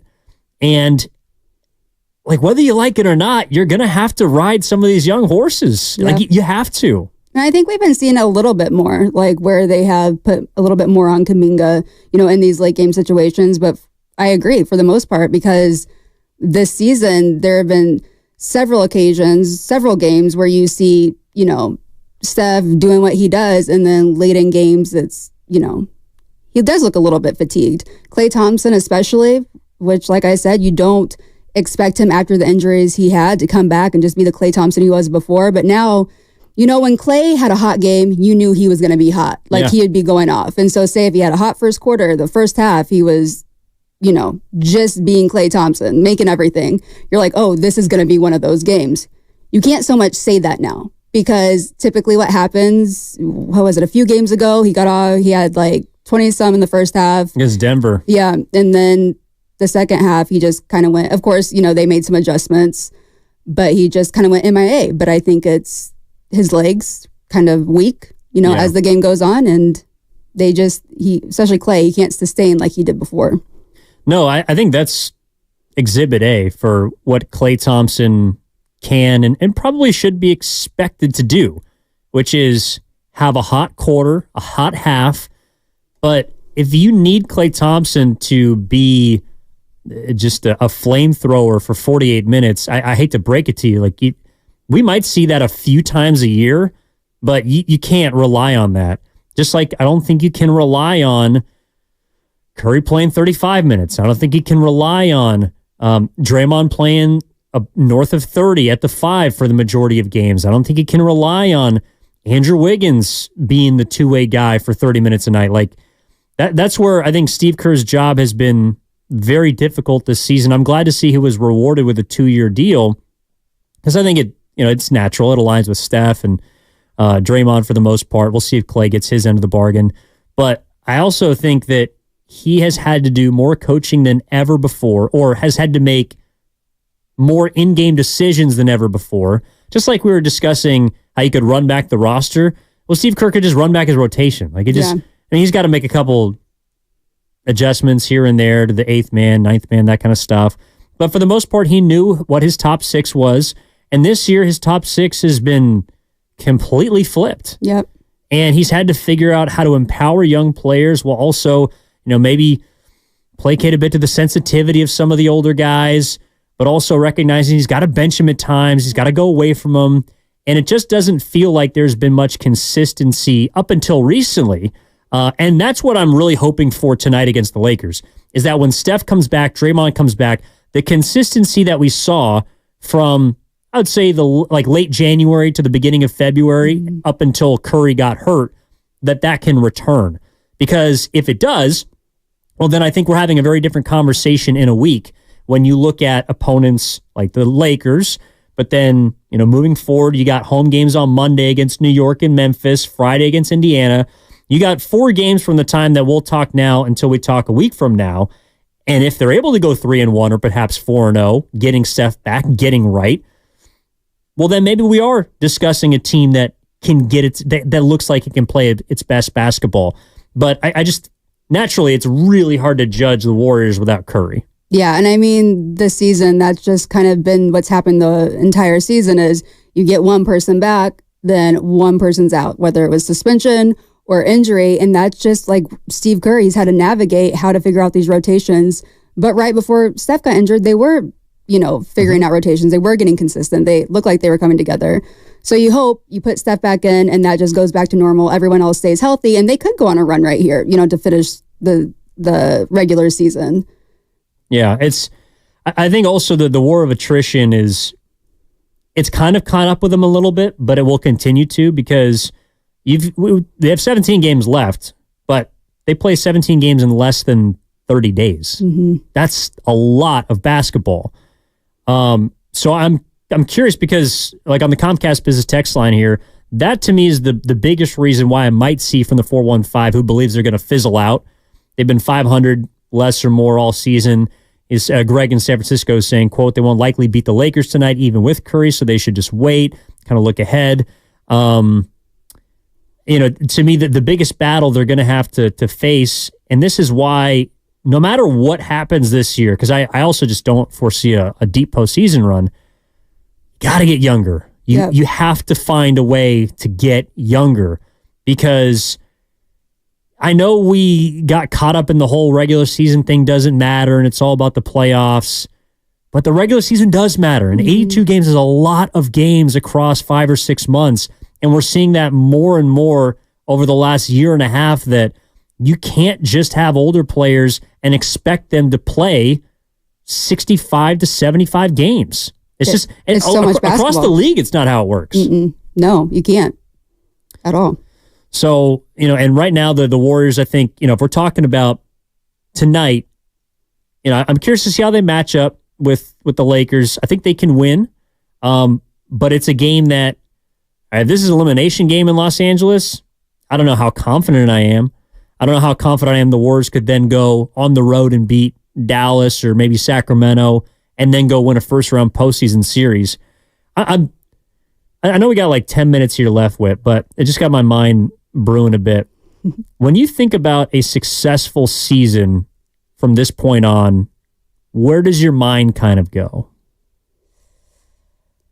That's a great question. Like, do they have to get to the first round? Do they have to win a first-round series? You're saying moving forward after this season? Or No. Sorry, just for the remainder of this season.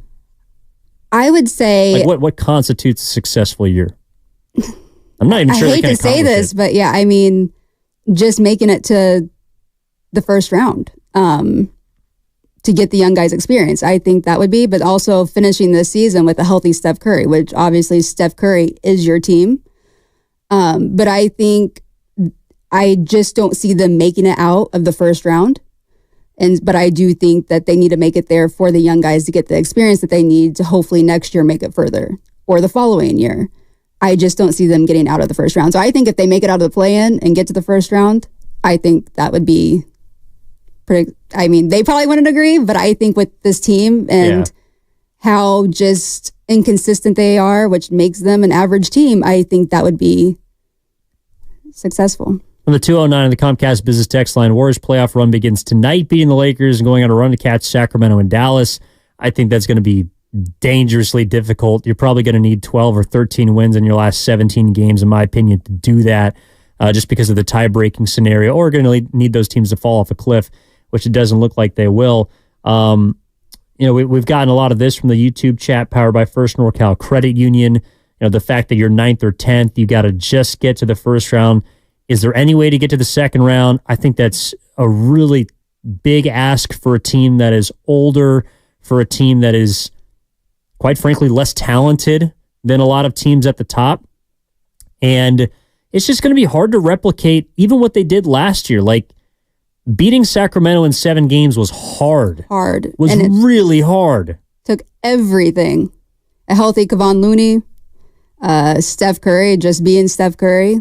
Like, they almost didn't win that series. And that's why I think shakeup is coming one way or another this summer, because we've seen how hard it is for them to probably be a 9 or 10 seed. I mean, best case scenario, you're 7 or 8, but you're still a play-in team. Mm-hmm. So we've seen what it's taken for them just to get to the play-in tournament. And some people might say, well, Draymond hadn't got suspended. Some people might say, well, what if Chris Paul hadn't gotten hurt? Or, what if Steve Kerr would have been on board with the young guys? All these what ifs don't really matter at this point in the year. And you can't just say that they're going to be not issues next year, that there's not going to be things that happen next year, because you're going to be in the same place. That's what we were saying all summer, is like, well, Poole was a problem child. Or a lot of people were saying that. Poole was a problem child. Let's get him out of here. Let's get Chris Paul in. Let's get the big boys. Let's get the vets. We need proven players. We drafted a ready-made rookie in Pajemski. We got a 4-year player in TJD. This is why we're going to align. We're going to have a set rotation. We're going to be good. And then all these things start to happen, and you're like, well, I guess we're kind of looking at another 44, 45-win season. That, to me, is why you cannot maintain the status quo this summer. No. You just can't do it. Even if they get to a first round series, to me, it's not good enough. No. I mean, regardless, when I said that I think that's like what would be successful this season, it's just because I kind of don't expect it to happen per se. Mm-hmm. I don't expect them especially to make it out of a first round series. I just don't see that happening. But moving forward this summer, I mean, something has to change, or it's going to be the same exact situation. Like, something pretty drastic.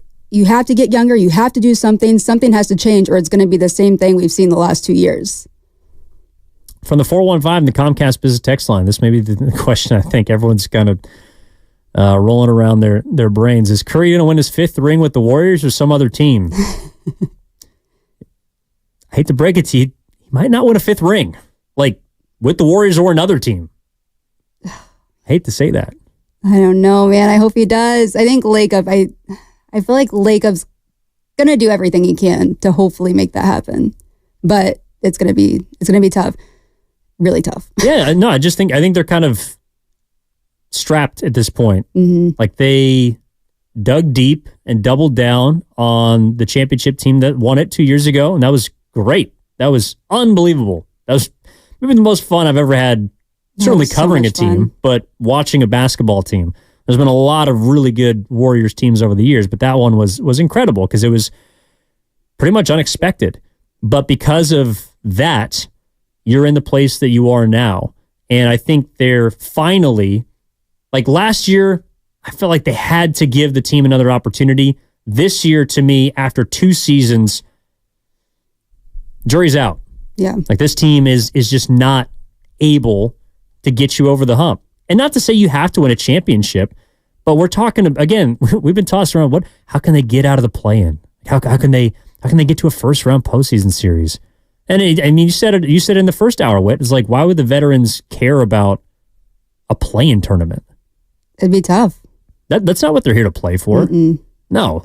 They're not there to get to the first round and lose. Everything they've accomplished. Although when in 2021, when they lost in the play-in, Steph was just like, oh, do you remember that after the game? He was just like, so I was shocked at how like upset he was after they lost that.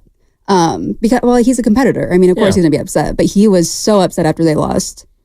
This team ain't used to losing. Yeah. I mean, they haven't been. That was the first Western playoff series that Steve Kerr had lost, right? Yeah, the play-in? And no, I'm sorry. Oh, you're talking about 2021? Yeah, 2021. Sorry. Yeah, no, I was talking about last year with the Lakers. But no, you're right. Yeah, 2021, they were pissed. Mm-hmm. And that ended up help fueling them for the revenge tour that turned into a championship. I'm not sure if I feel the same way about their chances because that year you didn't have Clay. You had just gotten Wiggins. Poole hadn't really taken the step yet.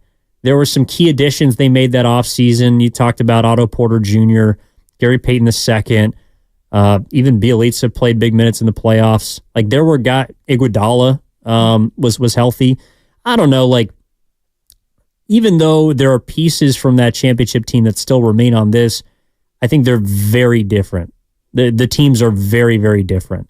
And it's more about the future than it is the present than ever before. Yeah. I mean, it's just crazy how much has changed with this team in 2 years. And they still have their core. Can you believe Kaminga and Moody were rookies on that team? One of my favorite tweets of all time was after they won the championship and someone said that they're all going to be over there drinking champagne and Moody and Kaminga are going to be drinking their Capri Sun. And I'm like, that is such a great tweet. They're so young. I mean, they're still young, but... Yeah, it feels like they're still babies. I guess that's the only thing that doesn't feel like a lifetime ago. It's Kaminga and Moody. Like, and now they're... Well, Kaminga more so, but Kaminga's been forced into the limelight. Yeah. We'll see if he's ready for it. But he's certainly got a lot on him tonight, a lot of eyes on him in Los Angeles, as do the Golden State Warriors. You want to put on your prediction hat? We always like do. I like to do this to Devone just because he hates predictions, and so if you feel the same way, I'm stitious. I'm a little stitious. Then we're gonna do them. Warriors by 20, right? I'm not gonna say that. It's gonna be a close one. It's gonna be close. Well, every game. I know. It's been close. You know what? I'm gonna say they're gonna win tonight. I'm gonna say that they're gonna win tonight. They got to break the streak. Exactly. I think you know what? I'm gonna be optimistic. I think they're gonna win tonight. It's gonna happen. I think they will too. I look forward to breaking all that down. A Warriors Live coming up at 4:30, 5:30 tip, 95.7 The Game with Tim Roy down in Los Angeles. But Whitley, thank you so much for doing this today. This has been fun. This was, 3 hours flew by, right? Yeah, it did. Snap of Look a finger. at that. All right, for Whitley Sandretto, for Mark Grandy, for everyone here at 95.7 The Game, my name is Evan Giddings saying thank you for tuning in, everyone that called, everyone that texted in, everyone that chimed in on the Comcast Business Text Line, YouTube, and Twitch chat powered by First NorCal Credit Union. We'll talk to you later on today when the Warriors take on the Lakers. In the meantime, enjoy the rest of your afternoon. Don't get too wild at the St. Paddy's Day Parade. I'll see you on Market Street. And then in a few hours. We'll talk to you later. So, how's your research going? Surprising! After I figured out the top-rated TVs in our price range, I went shopping for deals. And who